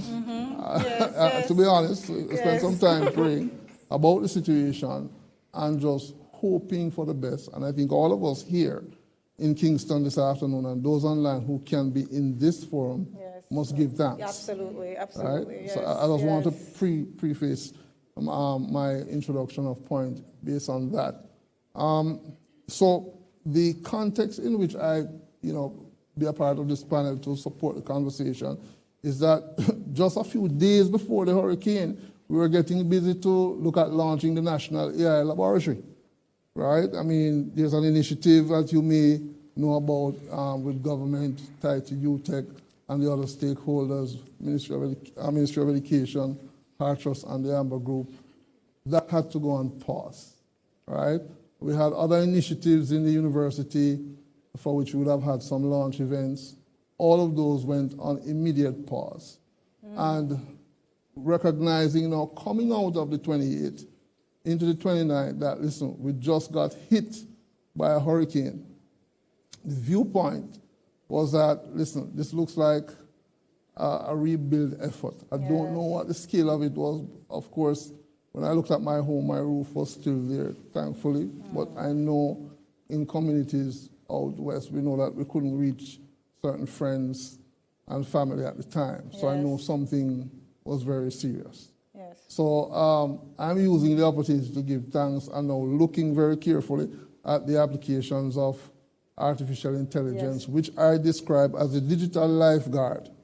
The digital lifeguard that is going to support public safety and national security against climate threats. And I'm going to leave it there until we go through the big arguments. Thank you. Thank you so much. Welcome, panelists. Good start. You mentioned using AI at home to track the data. And I think one experience, track the hurricane rather. And one experience that I think was very different this time around versus the past few storms is having access to these apps, Windy, Zoom Earth, that almost, gives you, real-time tracking data on where the storm is and what you can expect. Parris, talk to us about the data. What does that actually mean? What is this data that geospatial analysts like yourself are pulling on to help us to predict storms, and then after a storm to map exactly what has happened? The important element here, especially from the geospatial realm, is for the proper application of data and the use of it downstream. Not just for scientists, but for decision makers, the general public, the media, business leaders, etc. The data is out there. You mentioned Zoom Earth and Windy and so on, but those are, in the grand scheme of things, from a hardcore scientist, those are toys. Interesting. Right? Wow. You want to be a scientist, you want to make real serious decisions, you have to be serious. The most critical thing about the difference between these toys and a serious application of the science is scale. The ability to zoom in on your house and to not just see a building or footprint there. You need to know how many people are in that building. You need to know what is the address of that building in the event of a recovery or rescue operation. You can't do that on Zoom Earth or Windy. That's right. The ability to put on information where the nearest shelter, the shelter occupancy level, right? The shelter data can use the data that's providing and feeding Windy. Okay. But the ability now to be able to zoom in on that house, to scale out on that neighborhood, bring up to the community, the constituency level for the political leadership, the parish level information, all of that information has to scale at the same time. The same source information, same meteorological data, but it's now being passed in with social data, economic data, infrastructural data, all at the same time in order to make it meaningful. The storm data is just the base. The next level is where the science really happens. So Doc, this is not theoretical. No. We have been able to utilize a lot of this finer data to capture or tell a real story Absolutely. of Melissa and others. Can you give me some real examples? Give the audience some real examples of the pictures. The thing is, if to become a little metaphysical here, there are pretty much 8 billion realities right now. Everybody has their own story. The story you're talking about is that the same storm has generated, 3 million different Jamaican experiences. Each of us here today had a different story. The reality is that how you curate that data, how you use that data to begin to make a decision, to begin to figure out how to prioritize resources, responses, etc., becomes real. It's not abstract. It's not a tabletop thing. It's not flat. To be able to handle this thing, and the fact is also that the data changes. Right. People are, what are you going to say? That the storm was supposed to stay still? It's always going to stay a tropical storm. The models were saying that this thing is going to hit Jamaica. Where are we getting this idea that we miss it? The storm is a line. The storm is not a line. The eye itself was 20 miles wide, right? Or the eye is the calm part. The calm part moves. You have to go to the worst part to get to the calm part, and then there's the worst part after the calm part. I mean, a lot of nonsense was out there. That the hurricane, Kingston wasn't hit by the hurricane. I mean, what happened? We got Hurricane Gus for sure. Right. So again, the ability, and this is where a lot of the noise in opinion, fake news, all that type of stuff, and where science really has to fight back. Yes. Not just be passive, because again, and Minister alluded to it earlier, we tend to be more gentlemen. Meet some women on this stage, more women on this stage. But the fact is that we have to push back. The loudest voices, the noisiest voices are always the most ignorant voices, and I'm frustrated with that. So Yes. Let's talk, because I know you had some interesting data on buildings pre and post storms. Okay, Leighton alluded to that during his comments about the vulnerabilities, and even though there have been some preliminary assessments, there are some kind of telltale signs and data as to the vulnerabilities. Does your analysis so far almost predict or paint a picture as to where the most vulnerable areas are across our country? And then as a follow-up to that, Leighton, you can speak about what you're now seeing on the ground.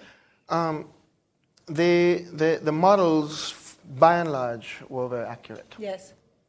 But I have to distinguish between October 28 and the period leading up to October 28, where we had a lot of rain. So the soils were saturated. Lots of things were happening in the physical environment before the 20th of October. And on top of that, which is where hazards, and hurricane is a hazard. Yes. Hazards become disasters when they begin to affect lives and property. Okay. That's when it becomes a disaster. So the disaster part has a human and a property component to it. What we saw, that's the vulnerability model that we created for the storm. I think that's what's on the screen right now. When you look at what you're seeing on the screen right there is the vulnerability model that was created as baseline. Right. This has existed before. Right. This takes into account population density, population growth, income, workforce characteristics. It looks at property values. It looks at everything across the area. So the dark orange most vulnerable. Is the most vulnerable. Okay. Road access, Okay. history of disasters, Okay. all of those things. So this existed before the storm. Okay. It's just that these areas are going to get affected worse. Now, we saw in Montego Bay, Leighton, where you saw the Parris River and a lot of the river broke its banks, and you could see the impact on the business process outsourcing industry and so on. We saw storm surge effects along the coast, all of those type of stuff. This is what you expect. Yes. But again, the kinds of nothing in Melissa was physically surprising. Physically, it's all within the realm of possibilities. We knew this was going to happen. Minister alluded to this earlier. The difference between a hazard and disaster is people and property. Japan gets hit by super typhoons regularly. Yes. 175 mile an hour, 190 mile an hour, that's normal. But again, when you have a society that is built to a high standard and a population that is properly prepared and trained, you begin to see that difference between a hazard and a disaster. Understood. And I want us to come back to that a little later on. For the entire panelists about, what he said, not much of what we saw was surprising. How does the scientific data, the predictions, help to advise and mobilize our preparedness and response? And we'll look at that a little bit more. It's damn scary, but just not surprising. Absolutely. So Leighton, you saw the map of the vulnerability assessments. Parris says, not particularly surprising. That's a geospatial picture. You are now boots on the ground. What are the actual vulnerabilities that you are seeing? And as Minister alluded to, we can no longer be building shacks on the sand. What does the building code need to change? Because maybe the building code is fine. It is more just enforcement. Yeah. I'll hand that to you. It's a multidisciplinary, it's a multi-layered challenge. The codes typically are used by the engineers or the professionals. When you come down to the grassroots level, where you have the majority, they cannot understand it. Nor was it designed for them to understand it that way. No, but there are more user-friendly documents that do exist for the general populace. But then again, the format that is in, one, access. Are most aware of it that it exists. Two, can they access it easily? Three, will they be able to use it? In our field, in the construction space in particular, it's not uncommon. It's well known that a lot of the persons operating there may not all be at the same educational level. Yes. And their ability to read and interpret certain documents that are used in construction may have some variations there as well. So we're not trying to throw anybody under the bus, but we're just saying that we have these variations. So a lot of the structures that we're seeing were built by just homeowners who may find a guy in the community who would have assisted in building. Yeah. Now, unfortunately, when it comes to building, most times persons just follow what they had seen. So if I saw a structure going up one place and it was this spacing and that spacing, then I don't know the science behind why it needs to be this spacing. Right. So if the person say I only have $10, then I'm going to design or engineer a package for you that fits $10. Right. So if I have to use 2 where it requires 4, I will use 2 instead of 4. And so a lot of the challenges that we're seeing actually stems from that. Now, how do we correct that, of course, is the question. Yes. The main one, because ignorance, as they say, is the most expensive thing. Yes. People perish for a lack of knowledge. Yeah. And so when you come back to that whole ignorance thing, for the homeowner, they don't know whether it's correct or not. They are trusting almost implicitly this builder, this contractor, to build them a safe home. Then now, when you don't bring in the professionals, this is again a professional plug, that comes in from the architects, the engineers, the quantity surveyors, who, let's use the QS for example. The quantity surveyor will give you an accurate pricing as to how much your structure should cost you. And if you use that appropriately, it will come out very close to that costing. The architect will design you a safe, comfortable space in which to operate. The engineer will design you, again, a safe structure that can resist earthquake, hurricane winds, and all these other forces that are commonly expected to be impacting upon that structure. All of this is known. Now, of course, the homeowner is saying, I can't pay for this. Right, yes. QS can say what So I can't pay for this. But as we are seeing now, yes, it is more expensive yes, to come and rebuild everything than to have done it correctly the first time around. So do we need to find some way where now we could say, all right, let's find a way to work together? Because you need a professional. It's not a question if you should have it. It's a need. Okay. So you need a professional, and maybe now we come in at strategic points in your building process to assist with checking when you're pouring your concrete. Make sure it's quality. When you're putting up certain members, to make sure the spacing and things are correctly done. The fasteners are all there. Most times you'll see things going in, let's say a window, for example. The manufacturer says it needs 6 screws. The person building it may say, well, 4 can work. 4 can work. 4 can work. So you will cut those corners thinking that I'm in a safe structure. Yeah, he knows what he's doing. Now 4 can work for just functionality purposes, as in it stops maybe a regular rainfall from coming in. That is true. But you're not trying to spend your life savings on something to protect you against regular rainfall. You want something that is going to be resilient enough to deal with all these issues. And so I again implore you, seek professional assistance. Now again, as professionals, we need to figure out how can we assist the small man. Yes, absolutely. So that we can match his pocket, if so. Yes, right. To give him some of the benefits so that we don't have to come in the back end now and say, oh, we're so sorry. Because what can you do with sorry right now? And that's a science education, really. How do you translate scientific engineering information to the regular man in the community who is building that community? I think it's an important consideration. We have some solutions for that, but we'll talk about it later. Yeah, absolutely. Parris, you had some... No, I was just going to point out that there was a slide on a while ago. The top right image on the slide were all the destroyed buildings. Okay, I don't know if we can pull that up. The reds are all the destroyed buildings. Okay, so so this is his. So the one on the left is the one in the top. The one in top right. The top right right. with the red. All the reds are 11,000 destroyed, not just damaged, destroyed, flattened. Wow. Parris, let me ask now. What data are you using to be able to map that? This is from the GeoJ's Satellite Imaging Corporation. Interesting. So this is not mine. Fine. But okay. This is how we the use the data sets, to overlay. And these are all the destroyed buildings. The red buildings are destroyed. Oranges are the seriously damaged buildings. The yellows are partially damaged buildings. Total about 70-something thousand, but 11,000 red dots right there.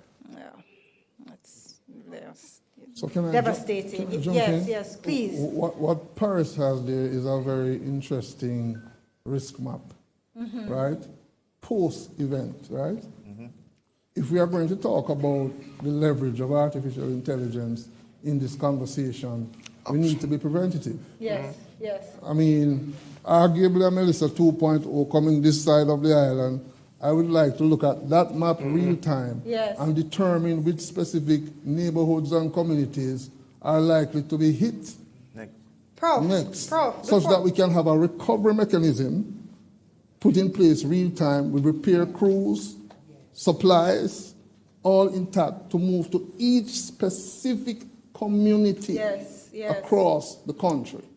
And that is where, from the scientific point of using artificial intelligence, for the language of the public, I call it the digital lifeguard. That's what I was gonna. I was kind of butting in to say. Let's go back a little bit. Artificial intelligence. Define that in its simplest terms, and what does that application on using it to assess vulnerability, and to determine in real time where we need to go. Good point. Yes. So, artificial intelligence, in simple language, is taking human intelligence as we have it and passing it to the machine to support the intelligence that we want the machine to help us articulate real time. So therefore, the machine can actually support the algorithms that will help us develop the models Yes. And we have many students at UTech doing that now. Some are even here in this audience this afternoon, even working with Parris, right? Yes. And what obtains is that the AI has reached a level of maturity over the last 50 or 60 years, such that what we used to study in school has now become the reality that is so fast-paced that since 2022, yes. with the advent of generative artificial intelligence, we're seeing a situation where you can literally, at the prompt as an interface, quickly plug the data that Parris has, the geospatial and weather data, overlay that data to provide specific forecasts. I don't want to call it local specific forecasts as to what is happening in each location, such that we can resource position all resources that need to be on spot in the communities ahead of a hurricane or any other type of natural disaster. Yes. We have not properly leveraged that. I heard Commander Gill this evening on the 5 o'clock news coming here to this talk, talking about using AI as a part of his mechanism now going forward for ALPEM, and he's right. So therefore, we have not fully taken advantage of this powerful software tool, to keep the language simple. It's a powerful software tool, that's what artificial intelligence is, that allows the community to be prepared in terms of its capabilities to move in the event of natural disasters. A simpler way to put it is early warning systems. Yes. Early warning systems to support the outcomes of what we now face in Jamaica. I mean, in the last 2 or 3 weeks, I realized that the Philippines, to follow on what you mentioned about Japan, the Philippines had 2 cyclones back to back. And I said to myself, Jamaica would want that, Minister.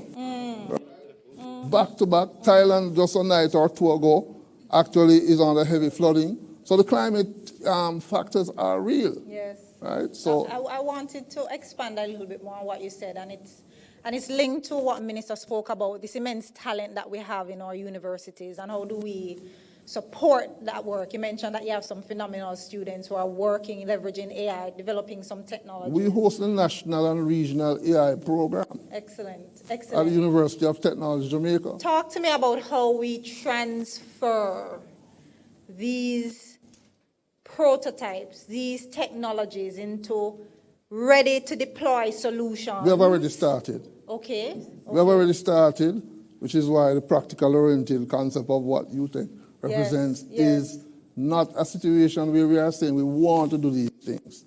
Students and staff are working on projects currently, right, with local companies to support these outcomes. Some are working with Parris right now. I was impressed to see that you have an intern with you who can look at some of this data. So there are several students, both in computing and engineering, primarily, but we really want more persons in the various subdisciplines of the sciences to be able to come into this space. Yes. I could argue that a data scientist sits in every scientist. Yes, absolutely right. And I've always said that, even in the university community, but it's not properly leveraged. So, God forbid, we didn't want a hurricane to come. To now let us realize that we must leverage the use of this to support these outcomes. So many of the technologies that we use every day started in a garage, started in a small student lab. Carlinton, you are dealing with a lot of these innovative young people, innovative ideators, and actually developing true enterprises and businesses. What's the process? What do we need to start looking at in getting some of these real opportunities? I kind of want to segue from what Prof just discussed about the innovations in the universities. Yes. So that's what we call the brown economy. What we've been seeing is quite a few PhD students have developed very innovative ideas and very innovative solutions, but they stay patents. Yes. And that's one of the big challenges that we have seen over the years. These great ideas sitting, as patents and, not being marketed, not being commercialized. So what has happened over the last couple of years that the Development Bank of Jamaica have actually established a few TCSOs, which is Technology Commercialization Sub-Offices. Yes. And the Scientific Research Council has one of those offices now.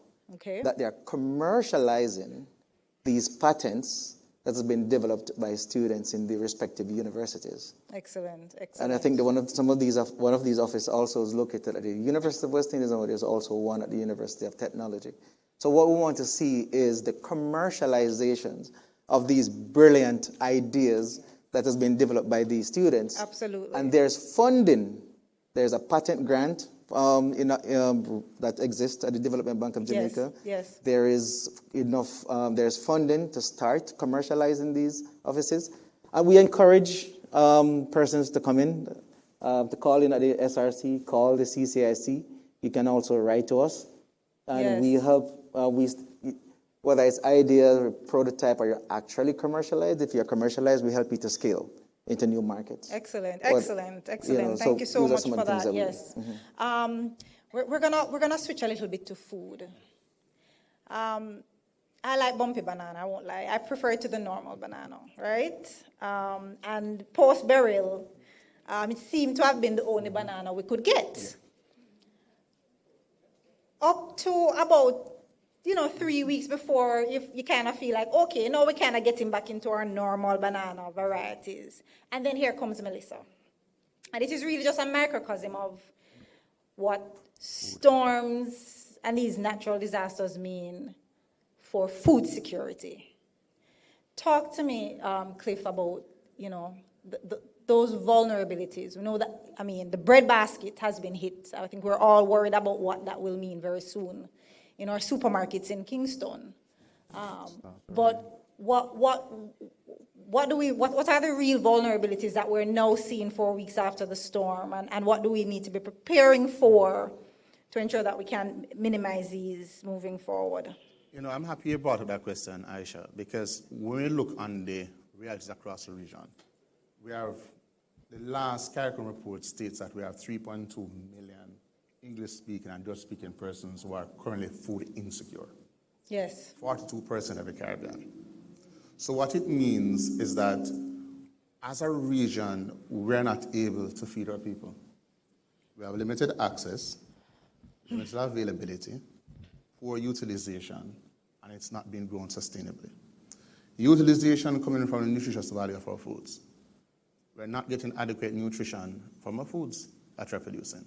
So we're seeing extensive levels of undernutrition across the entire population.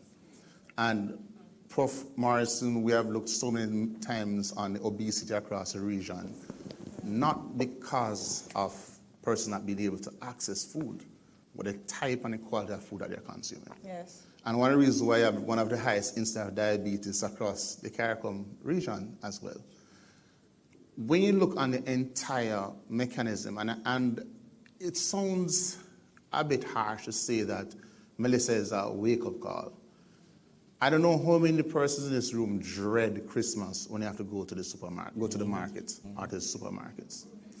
I don't know how many persons here have purchased sweet peppers for $1,500 per pound, or purchasing yam at $600 per pound. It is more than just Melissa. Sorry, Cliff. I'm gonna give you my microphone. Apparently, the audience at home isn't hearing some of the speakers, so I'm gonna give you my microphone. So it's more than just Melissa. 2014, we couldn't afford food. We had the worst drought across the entire region. Every single summer, we panic in Jamaica because we have little rainfall. So we're looking at climate change generally and how that is impacting on food security. Food safety is a completely different kettle of fish.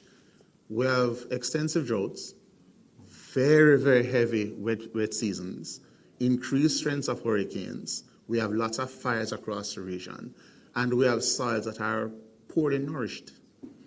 So we have to be looking on how we engage in sustainable form of agro-production. I remember in Dr. Wheatley's PhD thesis where he developed what they call a salt-tolerant yam variety. You remember, Doc? I think that's what was the first patent. And it was pretty much looking on how to grow yams in areas that are brackish areas that can tolerate salt conditions. We have so many different types of soils across Jamaica, but we are not engaged in sustainable plant breeding programs to address those issues. And it's something that we have to look into, Dr. Bailey, in terms of how Jamaica develop or build a climate resilient agricultural system. We're not seeing enough protected agriculture system or greenhouses going across the region. In the summer, you can't buy lettuce. In the summer, you can't buy cabbage. In the summer, you can't buy watermelons. So you're looking at the nutrition of our population dropping and dipping during the dry and the wet months.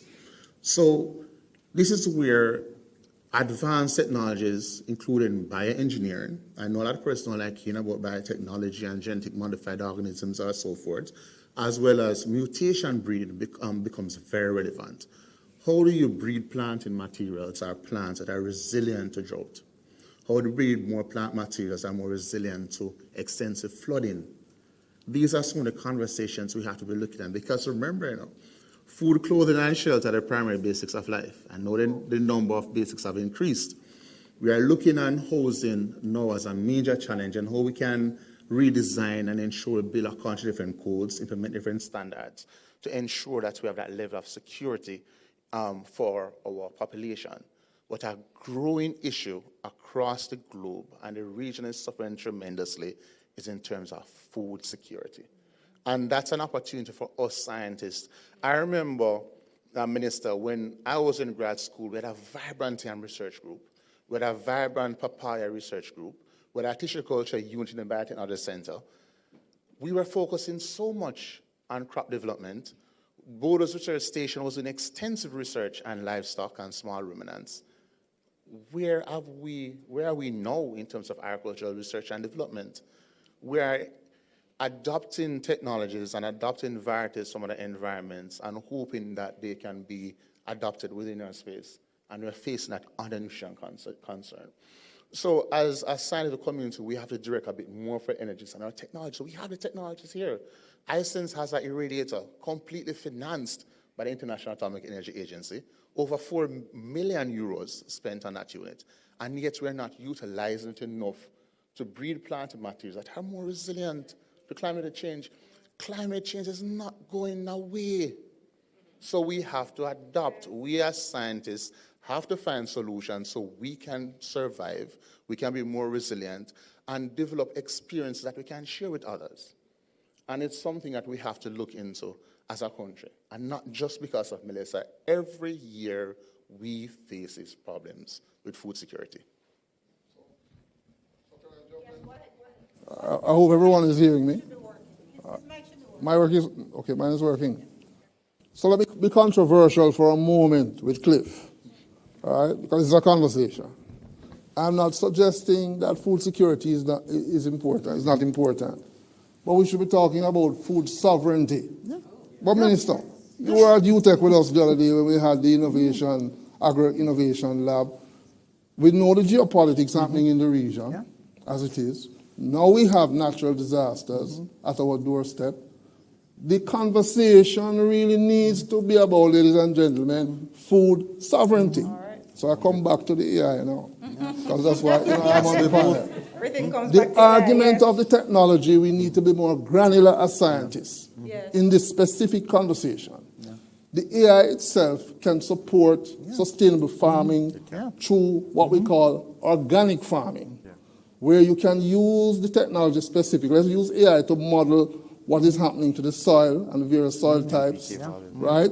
And take that data, that data set, and do a careful study of it to determine what feature conditions are required to grow various crops around the country. We could say that St. Elizabeth, as it is right now, is not in a position to grow crops that will give us anything for Christmas or anything in the early new year. But to explore what is possible around the country, we now need to look at collecting that data set. Probably, Parris, you already have it. I've been asking my engineering team and the consortium that we have created to quickly find the data based on the rapid assessments that we need to be doing across the country, and let us study that in a future-proofing laboratory. Let's call it that. and take the soil type. Everything comes down to the data, you know. Yes, so everything is coming back down to the data to inform our preventative measures that should be in place to support the guardrails. Yes, yes. To allow us in 1, 2, 3, 5 years' time to know that we can still survive any hurricane or natural disasters. Yes. Every time at UTech we put on a disaster event, like an earthquake event, one usually comes afterwards. We were realizing that in the last year. Oh, boy, you remember yes. that, guys? Right? But notwithstanding, now we're in a hurricane zone and we are having hurricanes and earthquakes and whatever else could come. The solution to a problem lies in the data. So therefore, all of us in this scientific community should make the data available, shared, as you suggested, Minister, public. so we can study it. We at UTech are ready to take that data and use the AI binoculars to model and understand what can happen with the data and work with other scientists as a part of a learning organization. Let's call ourselves a learning organization, because the only way to get out of this is to learn our way out of it. Together, absolutely, absolutely. As I said, Dr. Riley had a comment on that. One of the things that we have to also bear in mind, Sean, and I'm happy you mentioned in terms of food sovereignty, we have to complement the data with practice. True. And I think that is one of the areas we have one of the biggest gaps. Because we know what to do, you know. We're just not doing it. True. We have seen other countries doing it. We are just not doing it. Exactly. After we developed salt, taranti, and varieties, we're not planting them. So practice, it has to come from a policy level in terms of how we implement these. And one of the major challenges when it comes on to food sovereignty is your planting material. Where's our planting material? We're importing more than 80% of our seeds. How can you be a sovereign nation for food production when you don't even have your own seeds? So it has to come from that policy perspective. How do we deal with that seed and seed repository? And how do we apply the best practices that our scientists have developed? So we have the data, you know, Prof. The data is there, but we are not practicing it. Yes. So there's a disconnect. There's a big disconnect, and that has been a major disconnect with the scientific community and the end users. Yeah. Agreed. You see what I'm saying? That is where the gap is. There is a very vibrant discussion online, and I'd like to take some of those questions here. Let's start here. Dr. Riley, since you're already on the floor, let's keep it there. We had a question about fossil fuels, that we recognize that climate change is directly related to increased overuse of fossil fuels, and whether Jamaica has any plans to reduce its reliance on fossil fuels. So particularly, the person asked future energy resilience. Disasters like Hurricane Melissa highlight the fragility of our energy systems. Looking ahead, what role do you see for small modular nuclear reactors alongside renewable energy sources in building resilient, decentralized power systems that can withstand climate shocks? And how should communities balance innovation, safety, and sustainability in this transition? You know, Big question. I'm very happy you asked a question, because I didn't ask it. The diversification of energy is really critical. And you're talking about energy security and energy poverty, and that has been a major discussion over the past months or years. Who controls the cost of energy in Jamaica? When you're purchasing fossil fuel, we do not have any form of energy security.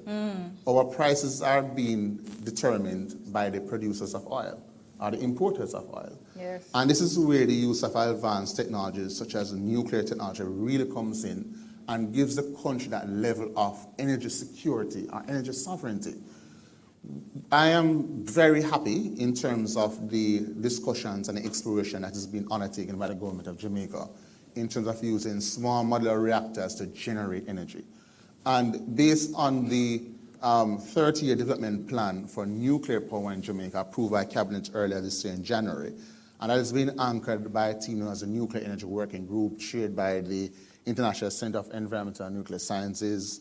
The HSRA is also a member of that team, the University of Technology, Lyew-Ayee, CMU, a number of experts in engineering and energy is a part of that team. what we're looking on is how do you ensure that at least a third of the energy is secured? And this is where the nuclear material comes in. Yes. Using enriched uranium, you're able to have your fuel cells running nice and smooth for 15 to 25 years. Yes. You do not need to change them every single year. The fluctuations in the market don't impact on the cost of your power. And nuclear power is considered to be clean energy. Clean energy, and there has been a number of instruments advanced through France for nuclear power to be considered to be clean energy. So as a country, we are looking on the necessary adjustments and modifications to the existing laws to allow for the exploitation and use of nuclear power as another source of energy in Jamaica. We have expanded and gained quite a bit of traction in terms of using solar power. We have expanded wind power through Wigton. We're using hydroelectricity. So we have a very diverse energy mix in Jamaica. And one of the reasons why you are able to see so many companies still operating, even though we did not have, even though so many companies lost power from the grid. So we have to have what they call a blended energy mix. It can't be a single source. As a country, we have to look in terms of how do we diversify primarily from fossil fuel, moving it from Parris, we're at about 70–80% now of fossil fuel, down to about a third of our energy and demand. Maybe another third from renewables and another third from nuclear. So it's part of the discussion, and our team is exploring the necessary steps. We have started the exploration with International Atomic Energy Agency. We have received their guidances, and we are moving full steam ahead with the necessary sensitization, siting, all the environmental impact assessment, so as to ensure that the environment is protected. Excellent. The people are protected, and we are the HSRAs that are responsible to ensure that the environment, people, and property are protected from any form of ionization radiation. Yes, go ahead, Parris. And just one thing to add is also looking at the development of the SMR technologies themselves. Mm-hmm. They have to shake out their own bugs. We are not going to be somebody's test bed. Exactly. So once the technology, the next generation technologies mature, and then scale out, we'll be able to get the right product for the right price, and without being anybody's guinea pigs. Okay, excellent. And a critical point, Doc, that we need to emphasize, it's not something that's going to happen tomorrow. It's a 30-year plan. Yes, yes. So we can't expect that everything is going to be rolled out next week and per se we're going to buy SMR, implement it. That's not how it's going to happen. Yes, it's a fully planned out, fully collaborative program of implementation over a 30-year period. All right, good. Another question that came in. Thank you so much, Doc. Rethinking waste management. Carlinton, you mentioned that one of your beneficiaries when you were away was focusing on waste management. And someone said in the chat, Hurricane Melissa has exposed vulnerabilities in our current waste management systems. How do you think this disaster should push us to rethink waste management, whether through policy, enabling infrastructure, or community practices to build resilience against future climate-driven events?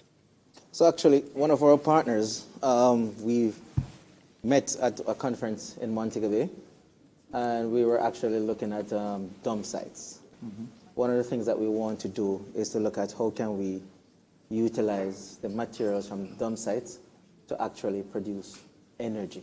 Excellent. And not just produce energy, but to, look at the byproducts and how that can be used in other industries. So that's something that we're actually looking at right now. We're looking at having discussions. And this must, of course, the policies are important. Because without the right policies, we're not going to be able to execute a project like this or of this scale. So it starts with the policy implementations. It starts with the partners, because there are several discussions that is happening with quite a few partners, locally, internationally. The SRC is also involved, the ODPEM, the Waste Management Department, and we're looking at scaling this. First, we're looking at having this established here in Kingston. Yes. It's going to take some time. This is going to be over the next 5 years, and it's going to be done in a very modular way. Once we have that implemented, then we can look at how we're going to scale that. But that's a project that we're looking at implementing over the next 5 years. Yes, go ahead, Prof. Thank you. Go ahead, Prof. Thorpe. On the point of policy. Yes. That's an excellent point. So we want to look at the upside of our situation, while Jamaica is still in a very good place. We have the approved data protection policy, because we argue that to make informed decisions about the weather or various type of natural events, we need reliable, accurate data. Under policy and under the legislation, it is clear that the government is suggesting that, listen, we should all be data protection compliant. Now, I'm sitting on this side of the room talking about the leverage of artificial intelligence. Do we know that in order to build AI native systems that can take advantage of the data that Cliff and Parris is talking about, assumes that as organizations, as entities, both in government and private and public sector, we are all data protection compliant so we can support the data sharing. Yes, good right? point. So that's an important preface to the conversation, which I've always been advocating in several national discussions. But I'm not here talking about data protection today. I'm talking about AI because it is a direct link between the two. It's on location. And will this information be provided free of cost to homeowners as lands are purchased in these vulnerable areas? I think to tie that back to your comments about how do we build capacity within the grassroots communities as they are building their own communities. What do you think could work from a kind of engineering construction perspective? Well, let me first answer the question by saying I don't know what the government plans in dealing with these challenges, because it is a real challenge. Yes. The truth is the government has on ground approximately 3 million people to tend to. And a number of these individuals need homes. Well, everybody needs homes. Yes. And there's limited land available in certain areas. Now, of a truth, from an engineering in certain areas. Now, of a truth, from an engineering standpoint, this is not us boasting, but we can engineer almost anything. But the truth is, do we have the financing to support such an engineering? But we can engineer anything. So, yes, we can allow individuals to live in what's now a flood-prone area, but in a safe way. We could now, of course, may require raising the elevations of some of these areas in that regard as well, but all that fill material is going to be very expensive. Could we design structure? If you think about how we used to build, let's say 50 years ago, our ancestors had some wisdom, and that's why they would have built these houses on what you would now say are stilts. Because they knew where the water would have arisen to, but now everybody want to be close to the ground. And now we're surprised when the ground floor flood out, as though we have new knowledge that they didn't have before. So we sadly have thrown away some of the wisdom, even how we design in terms of climate. The houses back then were architectured in a way. Remember those old houses where you had those nice little aerated blocks or wooden strips above your doors, and the roofs were higher. The ceilings were, or the roofs were sloped in a particular way, but now everybody want to get fancy. And so now everybody wants a slab roof because it's safer. Now, is there a way to keep that cool and even safer? Yes, we could put green roofs. So we could plant a garden on your rooftop. And that would now, of course, transfer all of that space, what we've taken out to put your land there, your structure there, and now transfer that to the roof. So it again keeps the space a lot cooler. It absorbs a lot more of that moisture that we have in the environment. All of that could be engineered. So we have the ideas, we have the solutions. The question is, are the people willing to go along with these engineering solutions that will solve, truly solve, and heavily mitigate a number of the challenges we're experiencing now? So that would be the big thing. Now, from a governmental standpoint, as I said, they have a big challenge in addressing the need for everyone. More studies would clearly be needed. So we need the data to first identify these areas, which you already know. Secondly, now, we would need to go in and model what would be the effect. From a coastal standpoint, we already can model from offshore and onshore what the effects would be. We have coastal structures, offshore breakwaters, we have revetments, groins. The truth is, let me give you the secret about engineering. As engineers, we don't create anything. What we do, we innovate everything. So we mimic what nature already produces and just find out the science and the mathematics behind it and engineer a solution that follows that. That's why our tall buildings mimic trees. Yes. And we want it to behave like the trees. We have our dams which behave like what you see a beaver building something. We just see what nature has and simply replicate that. Very interesting. So that's heavily what we do. So we understand how nature works and know exactly how to work in tandem and in harmony with it. But again, we need the financing to support that. We need the clientele or clients to trust us. When we are giving you solutions to your problems that you say, no, I want one. That guy has one. We're telling you why you can't get that. And you say, but that's what I want. So you find someone to give it to you. So we need you to trust us that we will provide you with the solution that you're seeking that now provides or protects you from today and future events that we have in that case. Another big thing I want to plug for engineering. Now, in how we design, we factor into our material. We assume all materials aren't made equal. So we have what we call a factor of safety for that. So we assume the material will have some lower quality here or variations. So we put a factor of safety on that. We assume that when it comes down to the workmanship, there's going to be some variation. So we put a factor of safety on that. So even if we say our structure is designed to take a certain load or a certain wind pressure, truly it is more than that. The speed, well, I don't want to say that one. But even when it comes to our roads, because I don't want to influence people in how they behave on the road. But even when it comes to our roads and other things like that, just know that we have factored in the behaviors of humans and people in that space. We have factored humans. We have factored it in.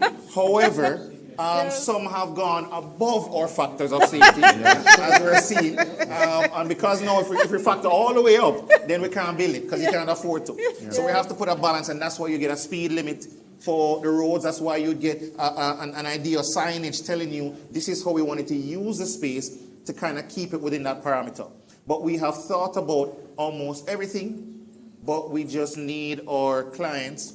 Our biggest client is government and others to play a part in that regard. Yes, so let me jump in and help you there with that engineering analysis. Yes. Very soon, a perfect opportunity to use the data and as a team in the scientific community, all of us coming together to take it and look at how we simulate and model, and it will allow us to get some of that climate financing. There's also something called climate justice. Minister, we can go and talk about climate justice and tell them that we should also benefit from that and show them from the simulated efforts that we are doing as world-class Jamaican scientists, right, to the world, that we can have the outcomes that we need at this time. Because I am seeing that the information is there. Pockets of us in Jamaica are doing different things, but we are not in an ecosystem where we are all talking together. Yes. Well said. Just briefly, Leighton, go ahead. Briefly. And then our last. Now, I get what you're saying from the policy and the governmental standpoint, and that's perfect. But I'm still thinking about the grassroots, man. And seeing the models is not going to move me as a grassroots man. What does work? Because if you think about how we buy, think of just how we purchase. Most of the times you buy something because you've seen someone with the product. And you say, how does it work? And they say it works good, then you're quicker to believe them than you are the one who's trying to sell you the product. Sure. And so the same thing happens in this case. Now let's say we were to capture the data from this disaster. And we go in and we show, this is what the size member, a 2x4 looks like this. This is why it didn't work. So let's look at what a 2x6 looks like. This is why it works. So they understand in a video format, because the majority of the persons will not read the documents. True. I'm at the university, and I can tell you, some of our students don't even know what the library look like. So if the students don't know, because we have a change system. In how we consume information. So now we have to go in the video format, more pictorial, more in that manner, in order for the persons to digest it. Whether I can read or not, I can see the video. And if I can't see because of my disability, I can hear it. But there must be something that we can communicate now for the wider audience in a manner that they can easily digest and, of course, transform in how they operate thereafter. Well said. And on that point, there are several questions, and I'm going to ask one more from the audience for Parris, but we will share all the questions. Several questions have come in, and we will share it with the panelists. And for those of you who are active on social media or WhatsApp, I'm going to implore you to make a short video answering the question and to post it. It will make some impact if we share the information. The very last question, and we haven't discussed it, Minister did allude to the cost that Melissa has had. Yeah. And somehow we haven't linked that cost to safety and security. There is a growing concern about the potential for civil unrest, given the issues, given that the devastation, the absence of food and shelter and access to money is considerable in the disaster hit areas. Is there an interface between science, R&D, technology, innovation, and security and defense? How we make ourselves resilient to crime, resilient to civil unrest. Is there something we can explore there? Absolutely. I mean, you just have to look at how the R&D budget for a country like Israel. They focus a lot of their R&D, of their economy, the budget on R&D, and you can see how that redounds to their own national security posture, the ability to be resilient in many different ways. And you see the same thing in many different parts of the world. Singapore is another good example of that. And again, there is no separation. You talk about data scientists in every science. Data scientists in every science. Again, it's something that there's a realization that this thing becomes very important. I think, Minister, you'd also appreciate that there is, is one cabinet, one government, right? You guys just handle different parts of it, but you guys talk to each other. The reality is that the reality is that nothing is perfectly sequestered and siloed away from these guys, unless you and Dr. Chang fighting about something. But I mean, there's nothing stopping it from happening, right? But we have to have that vision of the integration. Yes. Science cannot just be publish and perish. You can't just have that mindset and that's it. You have to understand the downstream impact on national security, economics, well-being, and so on. But again, even as we move into this post-relief, pre-recovery phase, the private sector is working very closely with the international relief partners, ODPEM, etc., in mobilizing the cash distribution that you're going to begin to see in a few days' time. And in part of that, we're going to have to be able to get cash to areas that would be able to provide cash to beneficiaries in the affected areas. Now, to do that, you're going to have to figure out how you get the beryllium trucks there. The movement that's the first thing. The second thing, as we move away from direct relief provisioning of food items to people in the affected areas, you reopen the shops so that they can buy food at the shop that's going to be reopened. Now we need to make sure that they are open. Yes. And why are they not open? And that's one of the things I'm keep looking at my phone right here is because people are attacking me right now in terms of getting stuff open. But we have to have generator, Starlink, because not only is it food and water that they need. Remittances, banks and ATMs, cash points are going to be very important. And again, in terms of how these places have to operate. Cliff can come and get a relief package at a handout place in Savannah Lamar, even though he doesn't live in Savannah Lamar. Yeah. We can't turn him away. But if Cliff shows up to get cash in South, we're going to have to run him. Yeah. So the whole relief apparatus has to change. Both in terms of the technology that's going to be used to deploy the cash movement and all those type of stuff. So the reopening of the economy is going to have that element there, and it's going to have to be guardrailed by national security principles. Yeah. Excellent. Minister, a house of innovation is a mansion, okay? The housing scheme, okay? There's so much work to be done. And I really think it was a very riveting discussion. Prof. Thorpe, it felt like we're in the middle, but we have to wrap up. We've gone about an hour and a half in this discussion, and it was a very, very vibrant discussion. And I really do thank you all, not only for your contribution today, but your stellar contribution to building our nation. I think sometimes we don't quite appreciate the contribution we really do have, the impact we do have in building the resilience that we currently do enjoy. I hope for those of you who are listening in the audience, whether here or at home, You do appreciate that science, technology, innovation is not, just something to entertain bright minds, but it is something we must do to build resilience, not only against the storm, but to build resilience towards other threats that may face us and that will face us. So let's continue to have the conversation. I do apologize for those questions that we could not entertain, but we really do hope that through some collective exercise, we can share some feedback to the rest of the community. And once again, thank you so much for joining Conversations in Science, Weathering the Future through Science, Food Security, and Smart Infrastructure for a Resilient Jamaica. Thank you, everyone. Thank you. Thank you, Madam Chair.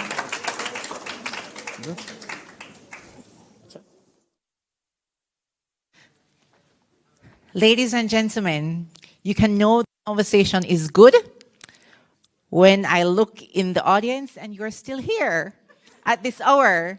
And I looked around at the faces and I saw persons who were in tune. Wasn't it a rich conversation? And very sobering. Please give our panelists a hand.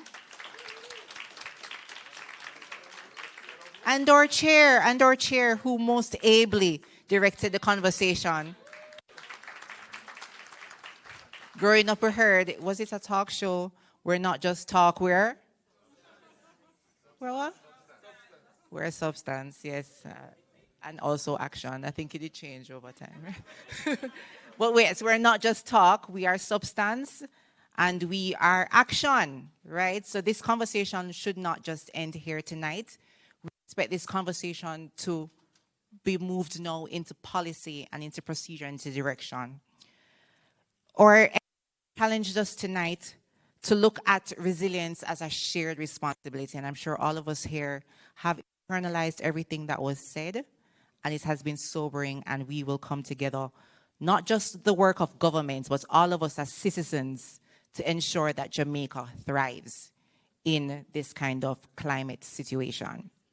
So as we bring this conversation to a close, I want to express sincere appreciation to everyone who made it here tonight and who remained here tonight. Our heartfelt thanks goes first to the Honorable Andrew Wheatley for his thoughtful keynote presentation. Our moderator, Dr. Bailey, who expertly guided the conversation tonight. Our distinguished panelists here behind us, who gave deep insights and with candor and a depth of expertise we all appreciated. We also want to give special thanks to the SRC Board of Directors, the Strategic Committee, our partners, members of the media, and all persons who attended online and in person in this important conversation. But most importantly, I don't want to leave out, and I want to express deep appreciation to the SRC team, the hardworking SRC team who worked behind the scenes to plan and execute this conversation this evening. They're a very dedicated professional team, and I'm sure we all can say that we benefited from the discussion tonight. So on behalf of the Scientific Research Council and our Executive Director, Dr. Watson, thank you for lending your voices and here tonight at this effort. Conversations like this remind us that resilience will help to shape a smarter, safer, and more sustainable Jamaica. We invite you to stay connected with us by following us, the SRC, on our various social media platforms. On Instagram at SRC Jamaica. You can find us on Facebook at the Scientific Research Council. And you can check out our website, www.src.gov.jm. And if you want to be a little more intimate with us, you can also call us.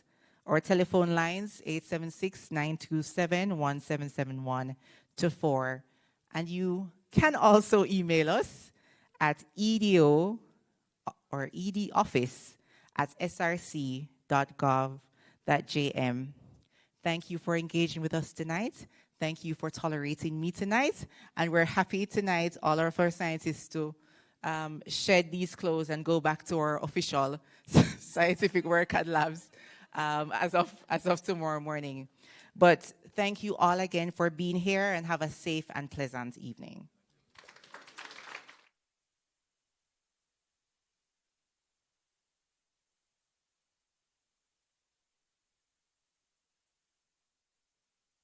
Work for you. With research and development, SRC reinforcing Jamaica with added strength. From the fields to the labs, we gather and review information. Detailed research as the foundation, combined with tech and innovation. Working for you to fulfill the plan to develop and help uplift we nation. And that's the mission. The Scientific Research Council, making science and technology work for you. For more information, call SRC at 876-927-1771.